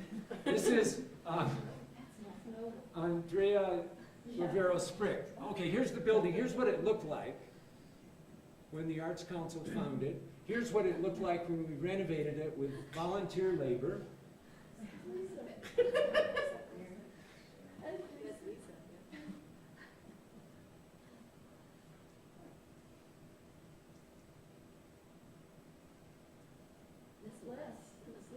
Yeah, Les was, did he find it? Les and myself And then this video was actually presented to City Council in approximately 1990 to show what we were doing. And I think we can switch back. That's probably enough of this. But the effort that created that Center for Arts was across the community. It was across ages. It was volunteers. It was local businesses. And like Bob and Mary Noon, who took an idea of an evening of jazz and turned it into 25 years. And the idea that that organizational meeting at Colorado Mountain College, 35 years now is where we're at. And then the Arts Center, the current people who are involved in this board have carried it forward with the Summer of Music. The city's part in this has been enormous. I can't thank you standing here tonight for enough for being with us in this, I don't know what to call it. We're in a crucible. Thousands of kids, 3 generations. I have in my family 3 generations that have been affected by the arts in Glenwood Springs. A granddaughter in an arts class with one of the current teachers who wasn't paid for 3 months. My kids, every one of them, found in the arts an avenue to express themselves that they might not have found without an opportunity in the arts. And what they gain, they learn a way to express themselves, and sometimes multiple ways. Some of the talents we have seen in the Dancers Dancing programs over the years. What they learn about something bigger than themselves is a huge lesson that for some of us, it doesn't even come in a lifetime. what they learn about teamwork and being a small part of something big. So, I think I've shown you enough, except for, I also contacted the State Arts Council, which, after decades of being an arts council, was merged into the State Department of Economic Development in 2010 and became the Colorado Creative Industries. There was legislation, and I only have one copy of the legislation. I just got this week. If I want to submit this, can I submit that to you, Catherine? Thank you. And then, when the governor signed the law in 2010, there was a statement.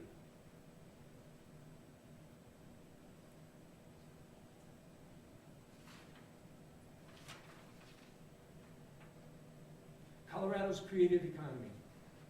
Colorado's outdoor splendor and our willingness to embrace the unknown, to tame the Wild West, are a major draw for creative businesses and creative workers. Indeed, the creative industries are Colorado's 5th largest job cluster, and Colorado ranks 5th in the nation in per capita concentration of creative occupations such as architecture, design, filmmaking, literature, multimedia, and so on.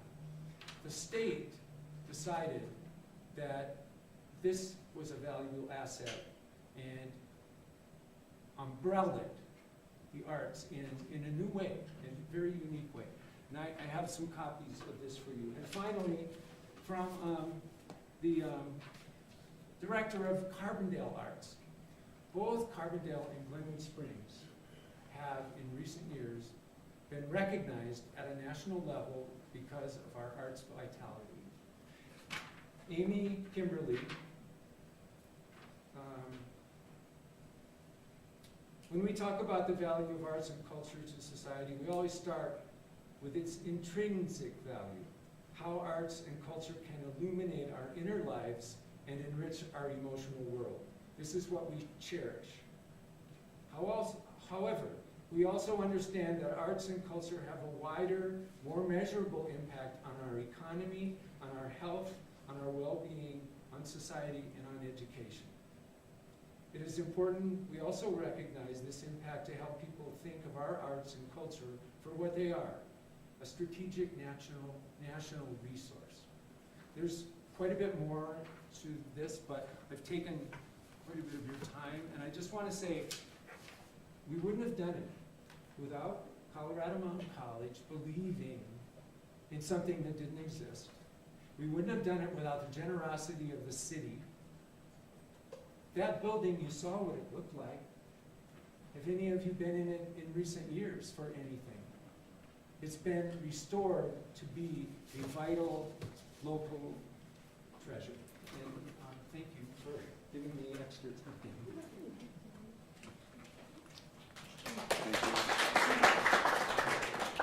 And there's one more, because right when the city gave us the building, local newspaper gave us great coverage, and that's what it looked like back then, an empty shell of a space, and it became a home for all ages, but especially for kids, for young people. And this guy, Dan Sprick, anyone else here know about him? Of course. We'll continue that conversation. I hope, and maybe the final word here is that a Friends of the Arts Center, when this news started breaking, organically grew up, and several of them are here. And stand up, you folks, would you? Amy Robinson, Lauren Chase, we lost Sandy. They did all of this volunteering with their own money, paid for the posters and the printing, and went out to local businesses across the valley and got donations. We got donations from the Caribou Club in Aspen. We got $700 worth of golf.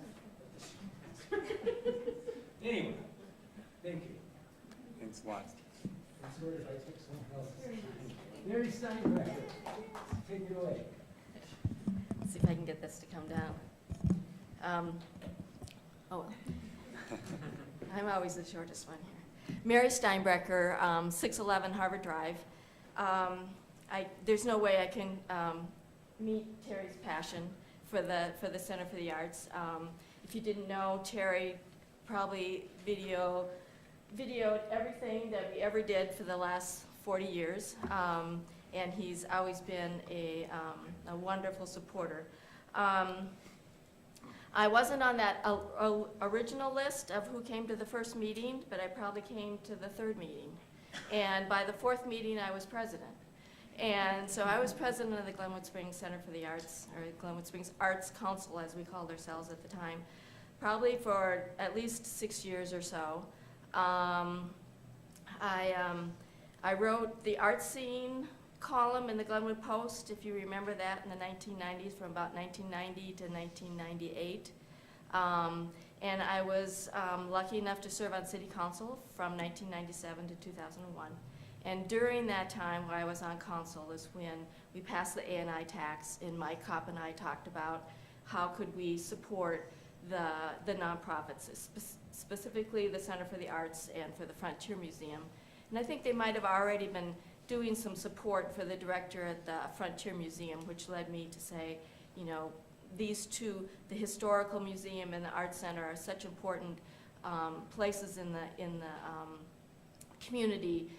The hardest thing to fundraise for is salaries. Programming, supplies, those are much easier things to fundraise for, but salaries are always difficult.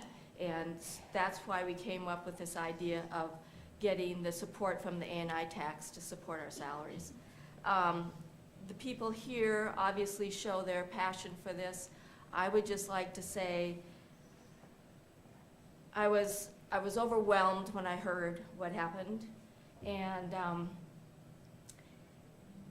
I really didn't know what to do, but I'm very thankful that some people came forward and have taken the Art Center under their wing and helped them come up with a viable plan. And from reading Carl's letter about how the finances have already been spent this year, I think that their request for $15,000 to see them through the rest of the year brings them up to the $70,000 that they've been experiencing in the past as funding from the City Council. So I would really support your going ahead and being generous enough to give them that financing for them to find their footing again. Things that happen, they're terrible things. We don't foresee them. To have that safety net, to have that support behind you, to have that guidance behind you is really important. And I really hope City Council takes that to heart, understands the importance that everybody sees in the Art Center, and really can see their way to supporting them financially so they can get back on their feet. It was a very sad situation.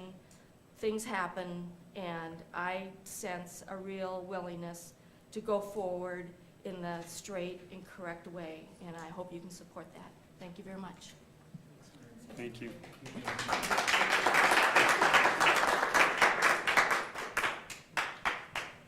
Thank you so much, Mary and Terry, for your presentations. My name's Maureen Toffer, and I'm really proud to say that I've been involved in some way or other with the Center for the Arts since its inception.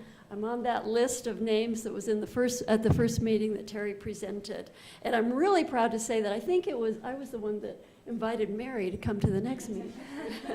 And, you know, I was here about a year ago requesting that you help us out at that other tragic time when our floor was flooded. And you provided those services. You contracted an incredibly capable flooring specialist named Tom Roach, who refinished the floor. It's in fantastic shape. That sprung floor has a history of its own. I was part of fundraising for it back in the early 80s. It was designed by a specialist from CU Boulder who designed the flooring at CU. And we had a dance-a-thon to help raise for that. We're so happy to have it back. It's languishing there, just waiting for dancers to get back on it. Recently, I had the opportunity to be the director of the 25th annual presentation of Dancers Dancing. It was presented on May 12th and 13th. We had 3 shows, 2 of which were pretty much sold out, the 2 evening shows. The matinee had probably 300 people there, which is big for a matinee. I think that was one of the most gratifying shows that I've ever been involved in. It really demonstrated the support of our community. We had 110 dance students who were in the show.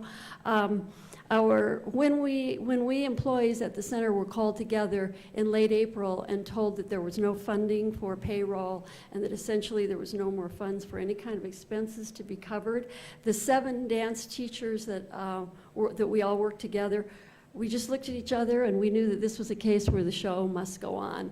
We realized that even though this was the period of the year where we put in the most hours, looked like we weren't going to get paid for it. Our students were already out selling tickets for the show. We were well into production. There was no way that we were going to cancel the show. And truly, it was an incredible performance. Having been involved with the Arts Council and the Center for the Arts since its inception, I can tell you that literally thousands of individuals of all ages have been impacted. And I wish that you could hear, because when you hear the stories from the little children all the way through the grown children, excuse me for getting emotional, I think that has a bigger impact. Excuse me, when you hear things like, it has changed my life, it changed everything for me. A little girl who's 8 years old at the fundraiser who said, I just hope that other kids like me can have their dreams come true. When you hear students say, it's a wholesome, impactful, therapeutic place for me to be, I think it impacts more than when us adults talk.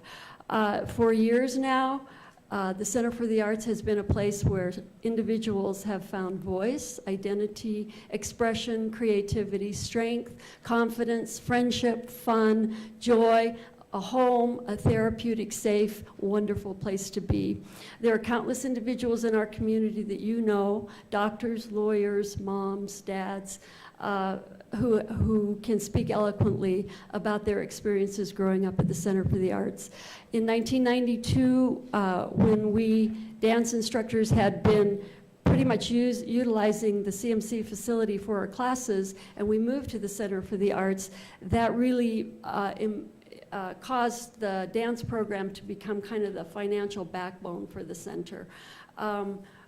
Our teachers now, every one of them trained at some time at the Center for the Arts. I'm very proud to say that one of our strongest teachers, I met her when she was 4 years old. She's an incredible teacher, and now I teach her students, her daughters, her 2 daughters, who are 10 and 5. Another of our teachers started dancing with me when she was 3, and she holds a Master's of Fine Arts. She's a professional dancer. The 2 Barnum sisters grew up training at the Center for the Arts, Danielle Yost. I feel that the Center for the Arts, given the right leadership and the right management, could even become a stronger contributor to the community that it is. I think its potential has only begun to be realized. And even though it's touched thousands of lives, I think that with the right leadership, it can even be a more significant contributor and asset to the community. I'm very grateful for the city support.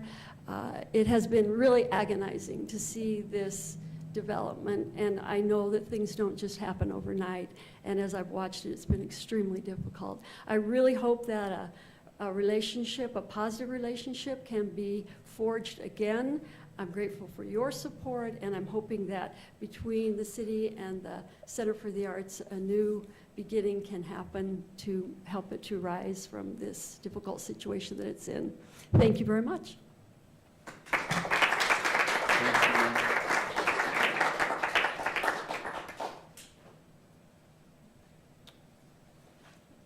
Did you have anyone else who wanted to speak at this time? All right, we'll bring it back to council for Consideration.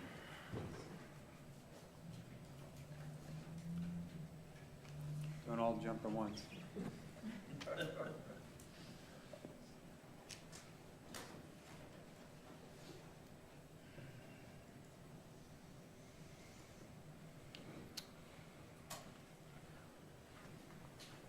Kathy. Gee, I don't know where to start. First of all, I would like to thank all of the supporters of the Arts Council and of the arts in Glenwood. I don't think that there is any doubt that the arts are an important and, if not critical, part of our community. And I think that programs like Dancers Dancing have made a difference in many, many lives. And I appreciate each of the instructors and what you have done. I also appreciate what you have gone through during this time. It's been very, very difficult, I know.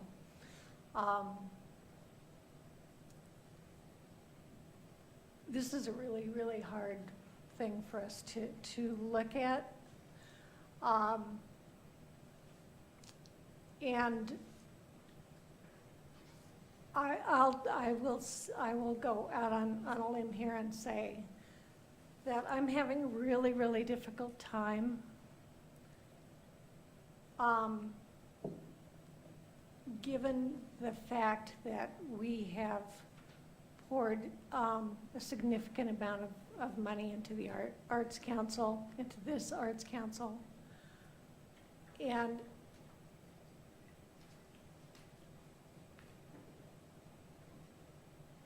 it's very difficult because we have a fiduciary responsibility to our taxpayers as well to continue to do that with the current structure and with the current board. And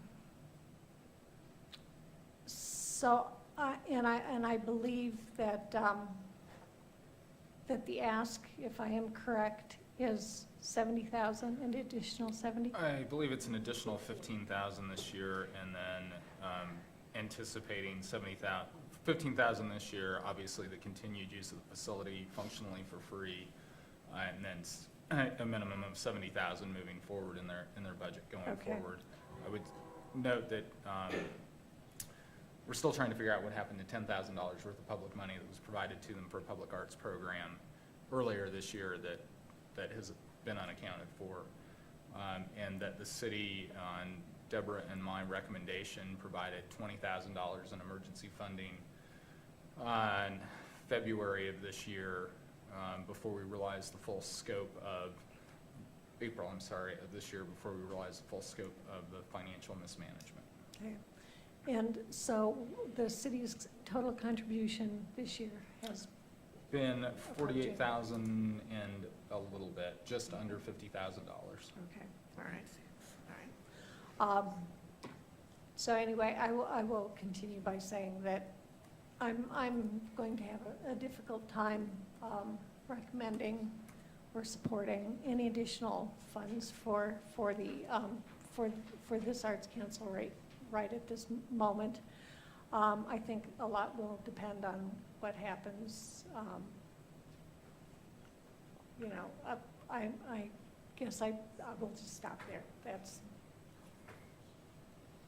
All right, thank you, Kathy. Todd. So Kathy, I appreciate that. That's a tough lead. And I'm sure everybody up here is just torn by this, because there's not, and I will speak for everyone on this, there's not one person up here that's against the arts. I know that. I know these folks up here. And, everybody is for the arts, but unfortunately, I think at this point in time, this is actually no longer about the arts. This is no longer about, the programming and all that stuff. This is, at this point in time, this is about management, leadership, and the use of public funds. And we are also tasked with that, with the public funds. We're tasked with leadership, management, and the use of public funds.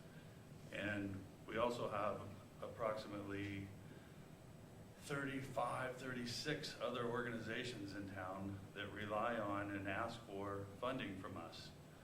And one of the largest grants that we give out is to Youth Zone, which is an extremely important organization for our youth in this town. We fund them to the tune of $17,000. So the arts has had our attention, has had our funding for many, many years, and a lot more than $17,000. And we get put in this situation. We didn't ask to be put in this situation. We don't want to be put in this situation. Now we are. Now we have to be stewards of the public funds. And we've got to make tough decisions, and it's no fun for us. So I'm going to have to agree with Kathy, and again, I appreciate you jumping out because this is a tough one. But at this point in time, with the existing leadership and the management and the previous use of public funds with this organization, I just can't support it anymore at this point in time. If things change, we can reevaluate, but that's where I'm at. Thanks, Todd. Shelley. I guess I'd also like to thank you all for coming tonight, and I'll echo some of the other comments and add some of my own, but I do believe the city has always been very supportive of the arts in the community and of the Center for the Arts. I have enjoyed classes at the Arts. My children have enjoyed classes at the Arts and events at the Arts Center over the years, so it's been a very valuable organization to the community.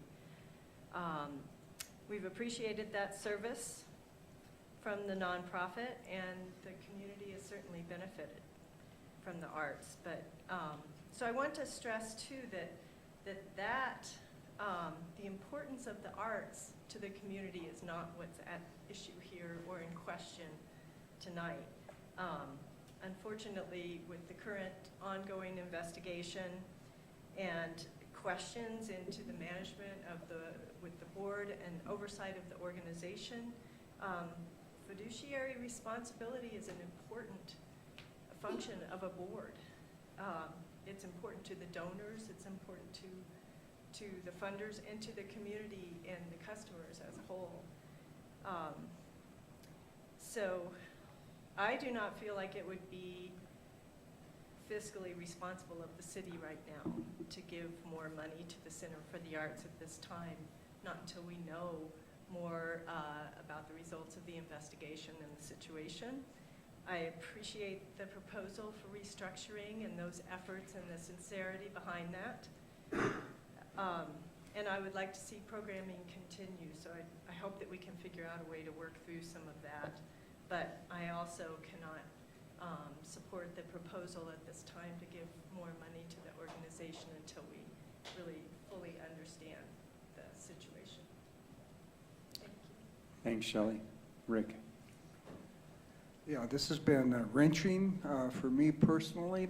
I look at all of this and I said to myself in April, just about the time that this news broke, how did I find myself on the city council when this is going on? But in one sense, we're really talking about spilt milk, and I really agree with that. This whole conversation tonight seems to me to be somewhat premature. We don't have the results of this ongoing investigation in. We don't know what dollars might be recoverable. And on a nonprofit management perspective, as I look through the budget that you presented here, I don't quite, understand all of it. And I've looked at quite a few nonprofit financial statements, and I'm seeing some income that doesn't necessarily match expenses in terms of outlay of wages and outlay of the past debts. I feel really terribly bad about, the people who have donated their time and their money and their energy, some of whom spoke here tonight, to keep classes going when they haven't been paid. And so, I don't think that this is the final word, but, it looks to me like good-hearted people trying to do really, really good work, but it's just not quite ready for prime time. And so my vote is going to be not a final vote, it'll be final tonight, but down the road, I really hope all of this can be built back together in such a way that is a credit to all of us and to the community. I think the arts are critical. I think that they're critical for kids, they're critical for middle-aged people and older people like myself. And, I hope that we find a way to go forward. And I think that we will. But again, I think the conversation is just on the premature side tonight until we know financially what monies are out there and what can be recoverable and how we can put this back together. Thanks, Rick. Jonathan. Thanks again, guys, for all those impassioned presentations. My daughter, Addison, goes to the Center for the Arts every Monday, or in summer, but she does tap, she does jazz dancing, and the first time, I think right before Christmas, she's really shy and reserved, and seeing her get on that stage and do her tap routine and do the jazz hands, it was awesome. It just made my heart swell. And I'm not. I run a nonprofit as well, the Early Childhood Network, and I know how difficult it is to raise funds and to operate in the public atmosphere and be staff and a board member of different nonprofits. It's a tough sector to operate. I also get support from the city. My nonprofit does. I get $3,000, full disclosure. Or I got awarded this year $3,000. I don't get it every year. It hasn't been a guarantee. I hadn't received it in the last several years. And I think what I'm uncomfortable with, just as in a philosophical standpoint, is elected officials and city government playing favorites, picking winners and losers. And what it does, in my view, is create a competition among nonprofits to demonstrate greater value to the community and against each other. And it pits us in the nonprofit world against each other. And we could talk about collaboration and community building and shared services and collective impact and all those other great nonprofit words that we're all really familiar with in our sector. But if you look, it's kind of that old adage of show me your checkbook and I'll show you your values. And right now, the city of Glenwood Springs values the arts at a rate of 23 times higher than early childhood, at least through the financial advisory boards and the grant-making process. So I'm not saying this to say that the arts aren't worth $70,000 a year or that early childhood is worth more necessarily. But I think my comfort level of continuing to invest money into any organization at such a high level, at such a disproportionate amount to any other nonprofit sector, whether it be youth zone, early childhood, historical museum is kind of on your same level as well. But I just have a general discomfort of doing the winners and losers and pitting nonprofits against each other in that manner. So I think what you guys have done over 35 years is fantastic. I hope that you continue to operate and that the community comes up and supports you, comes alongside you. I would be incredibly supportive of this council and the city doing all that we could to help the children's programs and support them however we can, either directly or indirectly. But I don't think I can personally commit to an additional 70,000 ongoing when there's so many other organizations out there that would love to have that kind of support. And so my vote will probably be no for this evening.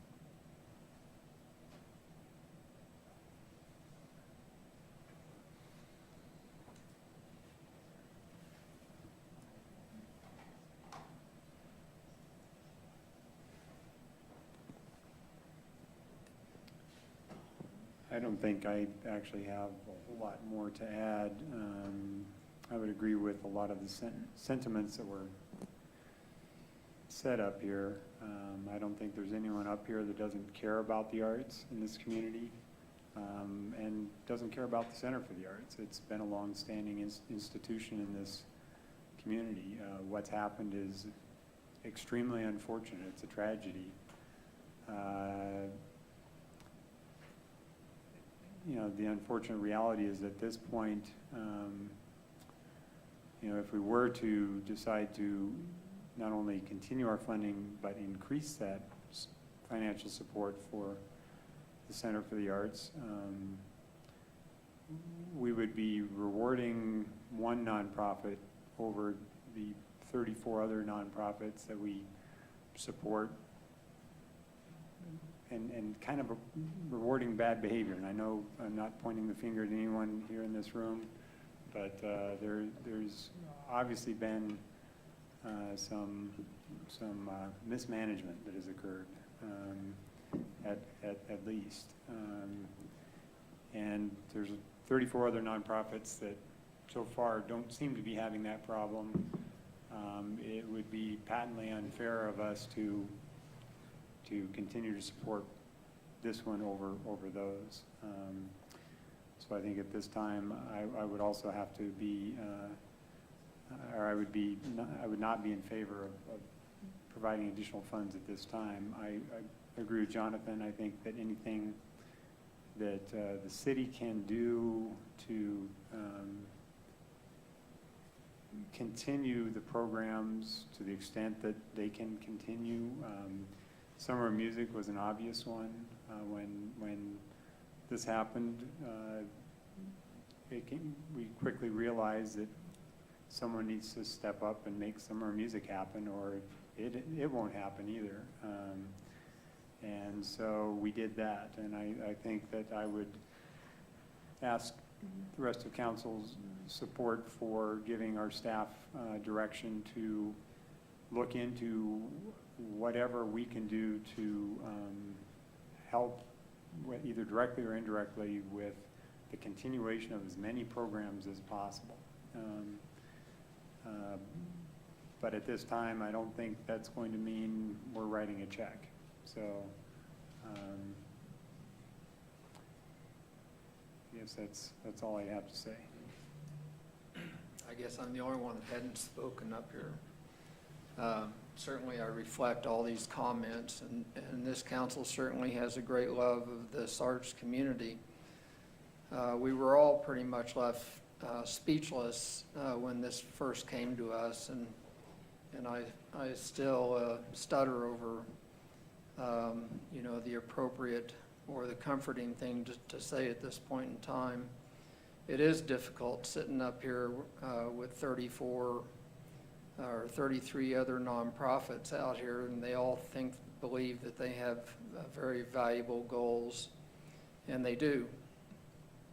I hope that these programs, you know, are not lost in a vacuum, that there is some way to salvage these programs, and I wish we could continue to help you try to figure out how to do that. But I agree. You can only throw so much money at this thing and still feel like you're doing service to your constituency.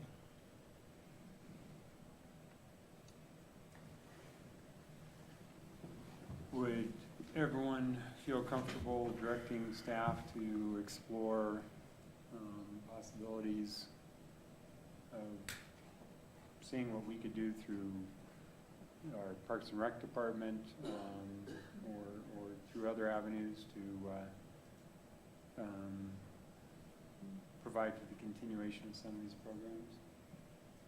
Is there a general head nod? I'd be fine with that. Yes, I would Okay. like to see that too, and I'd like to see, to the extent that we can, I don't know what facilities are available, but to still utilize the Center for the Arts as much as we can for that, but. We will look into that and get back to you. Okay. Obviously, since this was a request, if you take no action, that is an answer. So there's not really a need, given the consensus of council, to take an action formally. Okay. So I think that's the end of the matter. All right. Well, thank you, everyone, and please don't give up. Keep working together, and we'll find a path through this, and we'll hopefully come out on the other side somewhere with something maybe better than what we had before. So, thanks. Thank you.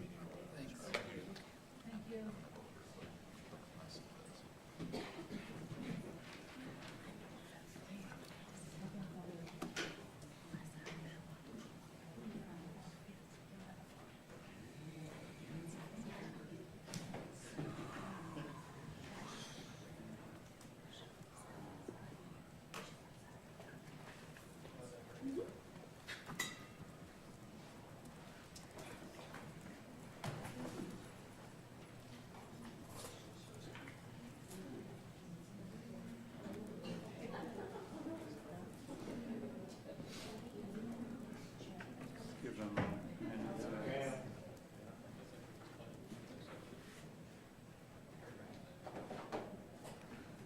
All right, so our next item is our city manager update. I just wanted to let you guys know that Monday, city staff and county staff are going to start working on the temporary parking lot behind USO. So that should, I think by the end of the week, be mostly done, end of next week. So, and also, we did not progress in the Lover Trail grant application, the $2 million application. We'll keep plugging away at it. We'll get a debriefing and kind of go from there. What, you just said we're gonna keep it, but we didn't like get denied or anything. We got, you had to apply and then go to the second step. We did not make it to the second step. For which one? We were one of the governor's 16 in 2016, but there's only so much money. We just did not progress. It will happen, but we'll just keep trying. Gotta be the most important. We are absolutely the center of the universe. Exactly, we're the center of the universe. We are roughly the center of the state. Don't they watch the Travel Channel, most fun town? Well, we have hit one community against the other. They're gonna be losers and winners. That's right. There you go. Refuse to consider it. I'm going to create a city attorney update since there isn't one. It's on there now. Oh, is it on there now? So there's a city attorney update on the revised agenda. Two things. One I'm going to hand out here in just a second, just to let you know. We were able to successfully negotiate an agreement for the possession of the property along 8th Street to begin construction of the staircase. We're pretty close to final engineering designs on that, and hopefully that project will get started in the next 7 to 10 days. We are trying to do everything we can to make sure it's done before the bridge closes. Excellent. That's great. Did that go out to bid, or how we? We're going to have to, on this basis, we're going to have to do an emergency. Sole source. What I'm handing out now is going to be a quick update on, as you, as existing council, prior council members know, one of the issues with our land swap with the school district on Bookwood Park was that it was encumbered by a 6F designation through Division of Parks here in Colorado for use as recreational facilities. One of the requirements on moving that 6F designation to another parcel is an appraisal of the value of the existing resource, and then you have to replace it with a similarly valued resource. It does look like the good news is that, and as you recall, we looked at a wide variety of, can we use some of the riverbank, this parcel that I have outlined on the map, being our top choice if we needed to. Some of the property that they have that they're going to be repurposing for playground and soccer fields will be able to be part of the success designation. There's a concern that that wouldn't be sufficient acreage-wise, which had been the focus. We thought was the necessity was an acre-for-acre swap. As they're going through their appraisal process, it does look like they're going to get credit for the value of the improvements that they're putting on their property currently. And so it is pretty close to even on their moving that to their new soccer field playground area with the physical improvements that they're doing. On those appraisal numbers, we just found that out a couple of days ago. Shannon Pellin's hopeful and optimistic that that is going to be sufficient and there's not going to be a need to designate any additional acreage. However, they're trying to wrap up their EA process on it. What you're looking at is what the prior council had identified as its top choice if any city land were going to be encumbered with the 6F designation. This particular strip is relatively steep. It does provide some nice fishing access and potentially 3 or 4 parking spaces up at the top to access it from. I just wanted to confirm for purposes of the EA process, and I know this is kind of a last minute thing. I don't really view it as a huge policy discussion on the use of this particular piece of property for that purpose, because it's always going to be recreational for us, I think, or would be recreational with fisherman access. Just kind of touching base that it's okay to continue to use that parcel in the EA process. It was already in it. I just wanted, Shannon was just like, hey, I'd really like to double check before we close out the EA. So that's really all I'm asking. It's just kind of a touchstone with you guys that that's still the preferred parcel if we need any additional acreage for that 6F designation to go on. And this is the only piece we're looking at. This is the only piece we're looking at, and we may not need to encumber it anyway, but it's wrapping up that EA process for them is all. Yeah, I was going to say, and I know this earlier, so it would be this parcel that's shown on the map down by the river. Yeah, the Newcomb parcel.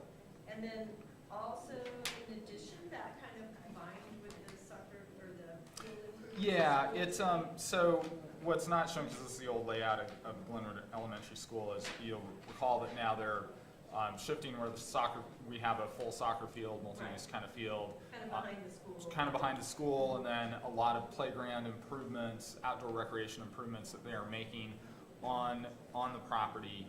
So the value of that, both the acreage of that and then the value of those improvements goes into the comparison with what was in Vogler Park that was encumbered by the 6F. It's a dollar value comparison, not an acreage comparison. Okay. So that's all. This is sort of the backup parcel, if you will. Unfortunately, if we, one of the things that occurred to us that would be a really nice thing to do would be to say designate the trails out at Wolfson that we've been using. Unfortunately, it can't be in active recreation use at the time of designation.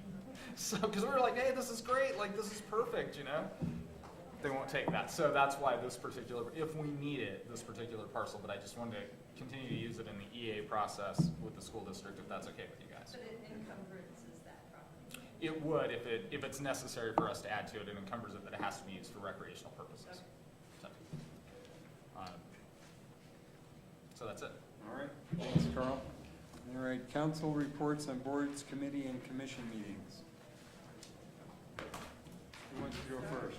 I can start. Go ahead, Shelley.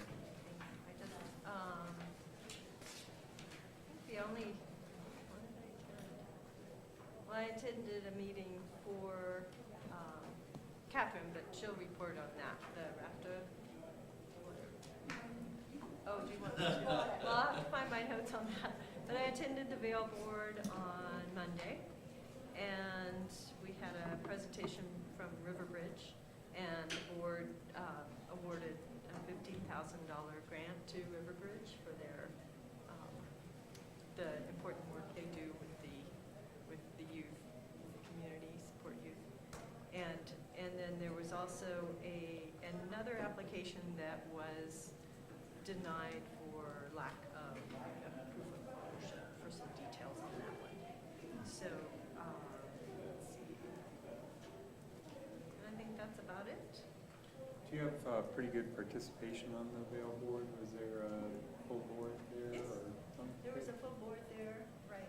Is it a 7-member or 5-member? I'm just getting from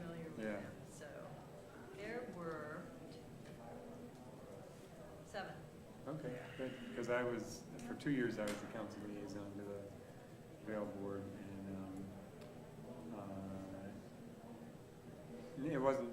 it didn't sound like it was, or it wasn't as bad as the River and Trails Commission and Parks and Rec Commission recently sounded, but there were a few times we didn't have a quorum, and rarely would we have more than, I think at the most, we had 5 people there show up. And so I'm just glad to hear that we have, I want to hear that we have, every board is active, and to the extent, they're not, let's see what we can to make it so. I think they were very active and very, committed to providing this service for the community. So, yeah, I was impressed. It was great to meet them, and I was impressed with the board stuff.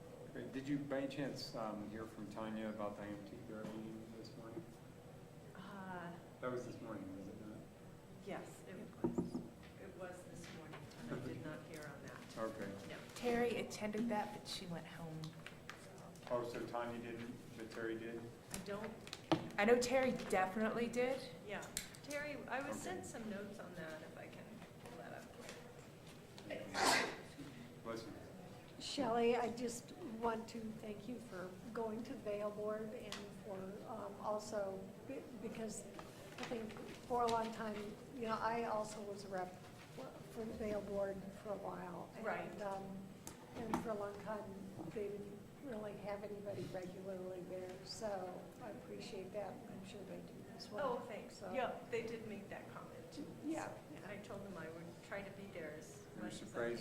surprised to see a council representative there? Yeah. So, let's see, there were some notes here. I guess I'll have to read these. Some notes here from, bad notes from the STAC.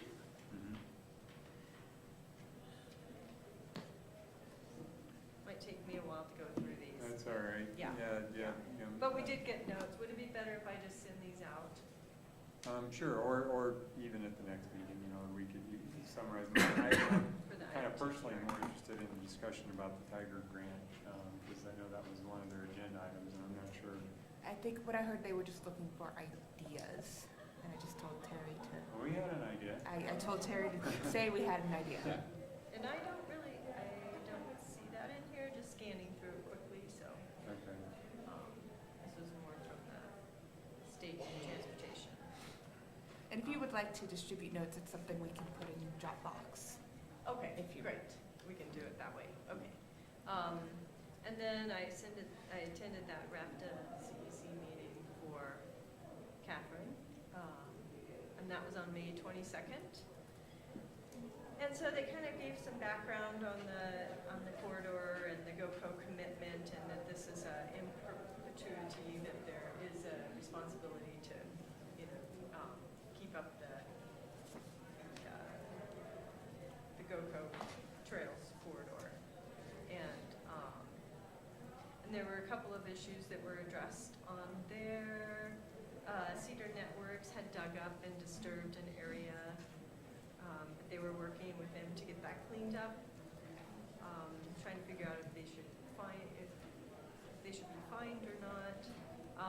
There was also some other, dug up. They were more land issues. And there was an issue with the Thompson Ditch Company. I guess they get into, sometimes the ditches will come through and clean out the ditch, and they dig up and just throw everything. And RAF just trying to keep the trail corridor looking nice. So, so they were working on that and just how to resolve that and how to improve that going forward and keeping noxious weeds down. So they did, interesting thing, they did bring in some goats last year, and that proved to be very popular. And then actually some of the ranchers along the corridor also brought in goats. They liked the idea so much, so it was kind of a good communication and partnership building between some of the property owners along the trail corridor. And I was real impressed to meet the RAPTA staff, and Brett, who is kind of in charge of maintaining the trails now, is very impressive and has a lot of new ideas. So I thought it was a good meeting. Yeah, and just add to that too, Brett has a staff of, I believe, 2. Counting him. Yeah, counting him. Him and one other Yeah, person. Brett. And the, and I keep forgetting this, these portions of the trail don't include like the portion of the trail through Glenwood Springs and Right. through Carbondale. So, It starts south of town and then Right. basically goes to Carbondale. The other thing that was interesting, they have a section along there where someone is putting American flags out on the trail. And they're trying to figure out who that is and what to do about it, but, yeah. Yeah, I think it's somebody that's anonymous, and then some people take them, and then the next day or so, they're replaced. They're replaced, right. So, yeah, it was interesting, but there's certainly a good effort to keep that trail up. thank you for attending. Thank you. All right. Rick? Thanks to some quick work by our city manager, I am going to attend the Colorado Municipal League next week for 2 days. So I'm hoping to get really, really educated and come back here, and I'll expect a little bit more due deference from all of you when I do. So, Where was it this year? It's a They- great conference. I went to the first 3 years, I think, I was on council. You learn, it's got great classes. Yeah. Thank you for going to that, because as the CML rep, I can't go this year. I've got another commitment through work, so I really appreciate your going. Say hi to Sam. We will also, I'll be attendance, Jen will be attendance. I'll be there. You'll be drug around to do a couple of schmoozing things that I need you for, so thanks for showing up. I didn't know who was going to win the roulette for me. So, do I or do I not mention I know you, Carl? Depends on, I will no idea brief who you this is. ahead of time whether you mention you know me or not, depending on who you're talking to. All right, Todd? I don't have anything fiscal. I do. All right, go for it. We've got an incredibly effective and well-attended commission called the River Commission. I think there was 11 or 12 people in attendance. They have completely revised their powers and duties. I was going to try to print that for you, and I was a little busy today. I don't know. Hanging out here, yeah. They have also established their 2017 priorities and goals. They will be coming before us here on July 20th to discuss all of those items in a work session. They've organized the river cleanup in July, I believe July, huh? August 5th, yeah. So that's coming along. They've broken up into groups to try to fundraise and find sponsors for that event. And you'll be seeing more of those posters around, I'm sure, hanging next to the 4th of July posters that are now all over town. They are. Olivia's apparently had to run them from Rifle to like Carbondale under some agreement, so they'll be Yeah. all over the valley. No, so it is quite impressive. Even Mark Feinsinger, the alternate, is in attendance, and I would expect he'll be in attendance at every meeting. So we've actually not shrunk that commission at all. And there's some other people that aren't even on the commission that are coming.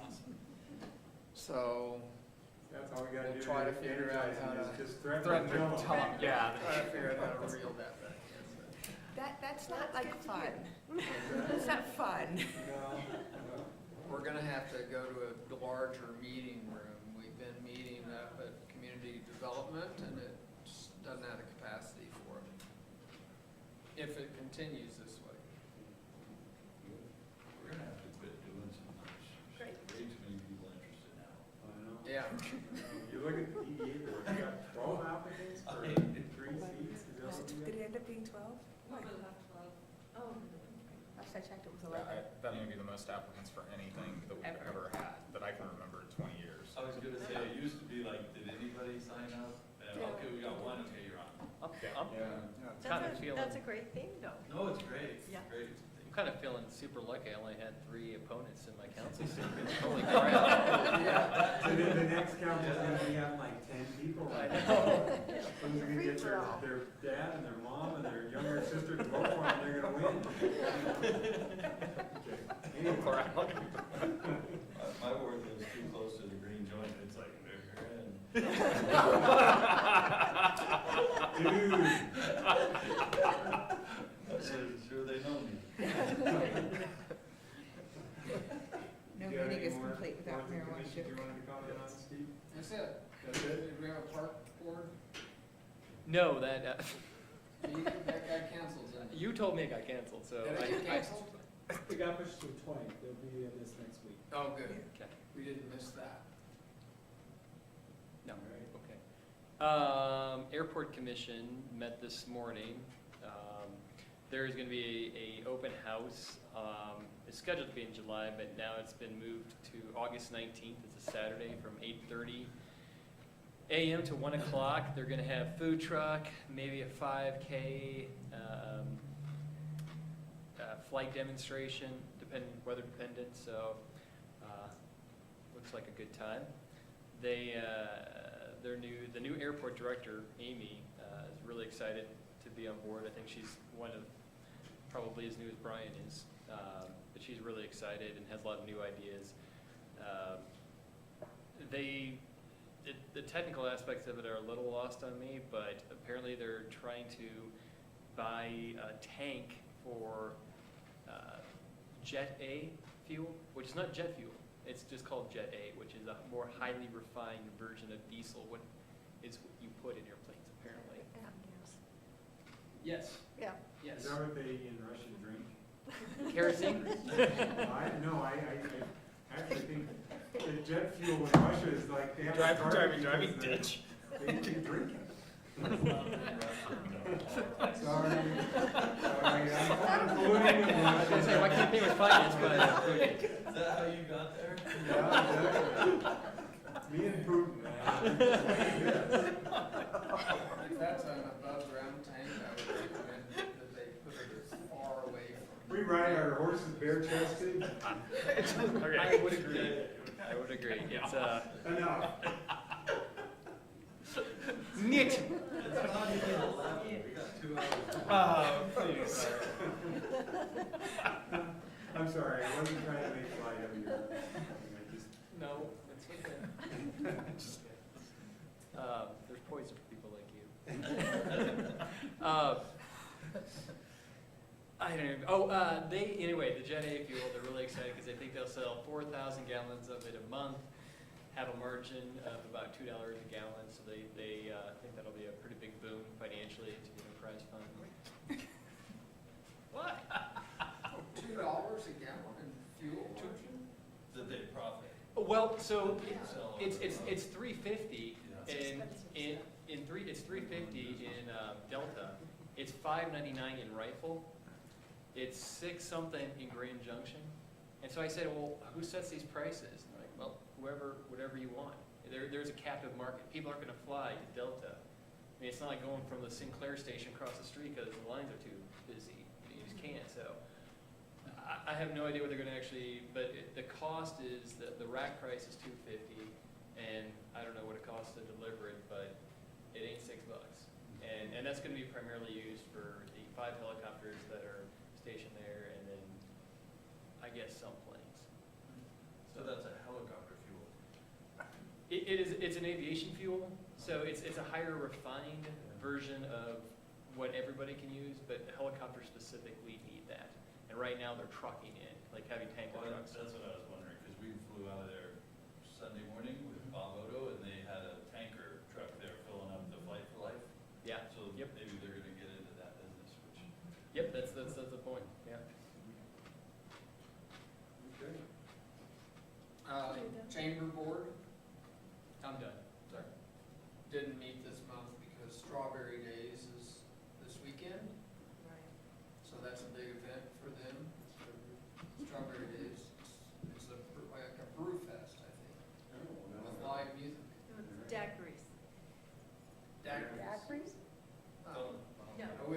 about that.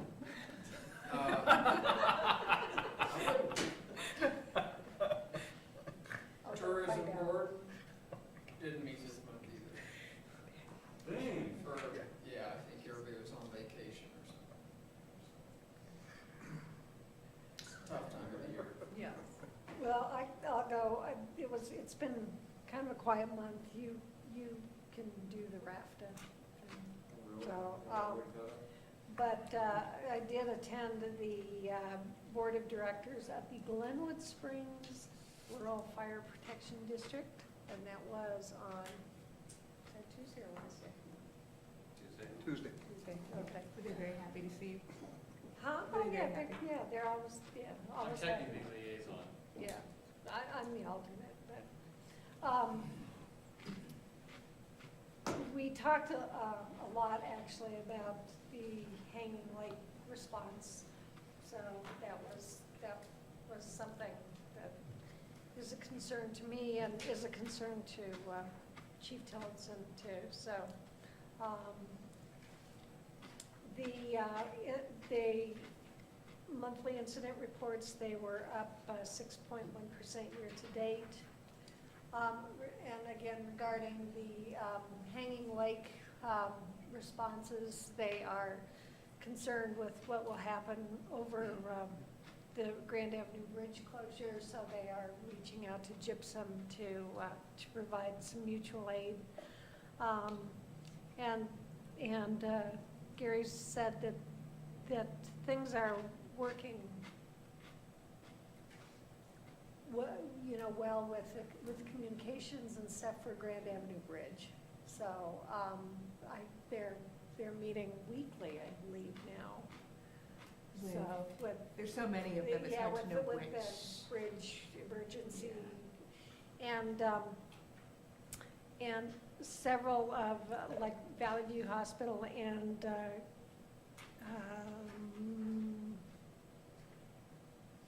Grand River Hospital, they are trying to help staff the communications so that they have a dedicated communications person in the comm office in Rifle to help with directing emergency services into and out of Glenwood during this time. And from what it sounded like from Gary, the CDOT thing, the camera thing, was a done deal, but I don't know if that's. I think Graham agreed to it. Okay. So, well, hopefully it'll be. I would not be surprised if we get a funding request to help staff that position as well. I mean, I think everyone thinks it's a good idea.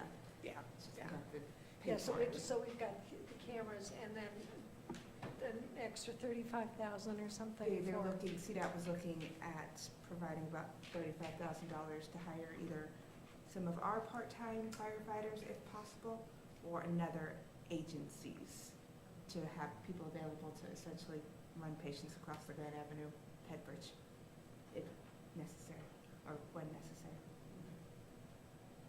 Problem with our firefighters is they're all going to be busy. Yes, they are going to be busy. So they are, but they're good. It's a good board. So I'm pleased to be helping Jonathan with that. I also this isn't a city board, but I did attend the Glenwood Post is sponsoring what they call Common Grounds meetings, and they had one last night at the library, and it was on mental health. And it was a good discussion with Lou Valario and Jackie Scramstead and some people from Grand River and from Valley View. So it was a good discussion there. The issue of detox facility came up again. So I think we may be hearing again more about that. And it seems like there was something else I was going to say that Vince came. Did we already talk about our trip to Washington? I thought we We already, yeah. Yeah, we did that, yeah. It's been such a blur these last few weeks, I didn't know. Oh, and the other thing too is just the ribbon cutting, other than cutting the ribbon went really well. We are going to investigate better scissors that may work. Yeah. But it was lovely, thank you all. Thank you for doing that. Kind of nod through that one. Huh? Kind of nod through that Yeah. one. Suggest a little Swiss Army Yeah, knife. yeah. Shelley came prepared with little verses, so it went fine, and we had actually more people there than I thought we might. So. Interesting thing is I left there, I had business though at, what do you call that? Business center right there, Oh, where the lighting company is? Silver Sliding, Yeah. and I was going to get, there's a door company there that makes custom doors, and I needed to go see them, so there's no pathway to that, off of that. Interesting story on that. The Yeah. property owner did not want that. Because they didn't want security, wasn't it? She There's told security. me, because I met her there, and I said, this isn't right. I mean, the whole point is to be able to access these businesses by bicycle if I want to. How am I supposed to get there? And she said it's because of the federal government. They occupy a space in there, and they're concerned about security. And therefore, they actually, before that was even built, well, we're still on the area. Yeah. Yes. Never mind. Yeah, I was gonna say, you probably don't wanna go there. Which federal? Can't tell you. Triad. CIA, is that No, what it's I'm a- told there on my it's- secret No, CIA it's, meetings? yeah, we can, Yeah, we'll talk about it later. yeah. We got multiple. All right, I attended the Transportation Commission, we had Jonathan was there as well. Jonathan, you just are on every board, aren't you? I got 7. Sorry. But we had a great discussion about the Grand Avenue Bridge detour. I think it was just more informational on our part, but a few ideas were raised by the different board members that Tom was going to bring back to CDOT. Attended the RAFTA board meeting and my computer shut down, so I don't have that agenda up. Number of things were dealt with. WeCycle went to RAFTA to pursue some additional long-term funding. RAFTA board agreed to up their funding. RAFTA had been giving them, I think, $50,000 a year. They're now going to be getting $100,000 a year. And I think committed for 5 years. Is that what the commitment was?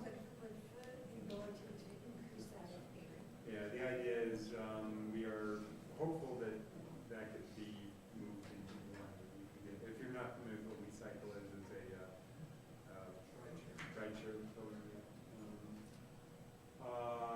I do want to give a little shout out to Sunlight Ski and Bike Shop because we were doing a promotional video for the Grand Avenue Bridge detour.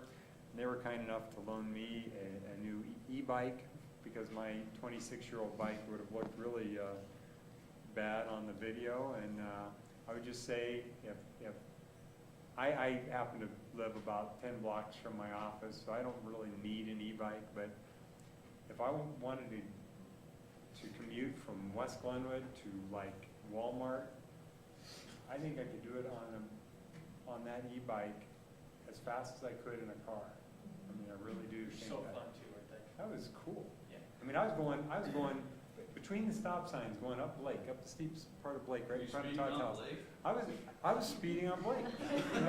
Between stop signs, on a bike going uphill. I told you, we need more stop signs. And speed bumps. Yeah. Go over construction costs 29. Really? From Sunlight or from that? Yeah, they're gonna get everyone across the bridge and out to the He shop. said they've got to get the project. Yeah, I'm planning on riding my bike, but anyway, that's a really cool thing. So it'd be maybe this is the opportunity for Glenwood to really embrace the alternate mode of transportation, and we build the bridge and no one drives over it because, you know, we're all on our bikes and walking and And we're running healthy. and, yeah. Right. So, anyway, what else happened at RAFTA? There was this is actually almost for Carl's benefit, but maybe I'll talk to you offline. There was a very long hearing with one of your partners. That got continued. That got continued because we lost a quorum at the end of the meeting. It was about development for a senior care facility in Carbondale that wants to use a portion of the RAFTA right-of-way for their driveway. There's a current driveway there. RAFTA staff has said no. The long and short of it is, if I were a betting man, the RAFTA board is going to say no as well. And so, you know, I'm just calling them as I see them. Yeah, may have unintended consequences. Yes. So,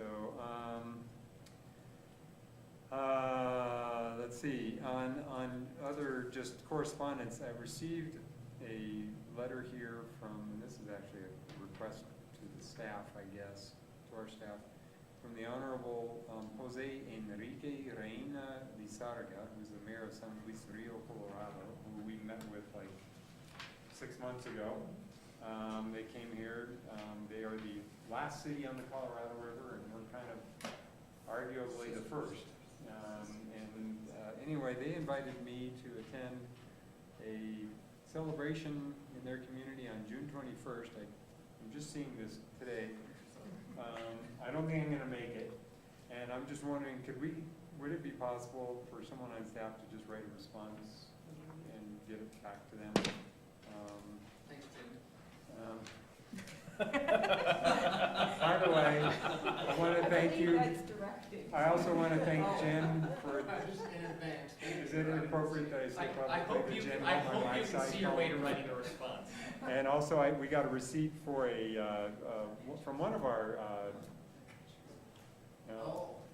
We got a grant receipt from one of our grant recipients. We gave him $1,500 and we got a receipt for it. So I figure that should just go on a file somewhere, not in my file. Can I ask what kind of event they're inviting us to, or is it a river thing? Here. Real Colorado? I'm just wondering. Should we let Stephen? It's like the after tomorrow. Yeah. You have to start driving now. Yeah. Go ahead and dawn. Not so much to, you know, be there at the event, but just to acknowledge. Yeah, they are, I mean, I do support, you know, maintaining a relationship with them, and to the extent that we can help them in their efforts to raise the river again. Maintain flows, yeah. Maintain flows in the Colorado River, I'm good with that. So you don't think we should at least let Stephen know it is a week away? We should. Stephen is very interested in this. He might go. He might go. Yeah. Would it be possible for us to contact Steve? I can try. Okay. Can we send Yeah, them something? I've emailed them, I haven't heard back yet, but I can call them. Yeah. All righty, and I think that's all I got, unless anyone wants to pull out their family photos. I got one right here. All right. It's a campaign photo. Oh, that's me. The Russian government. My wife made it. That's Putin. With my head on it. Bang the gavel. Okay. Okay, yeah. Thank you. We're done. I asked my. Yes, you are.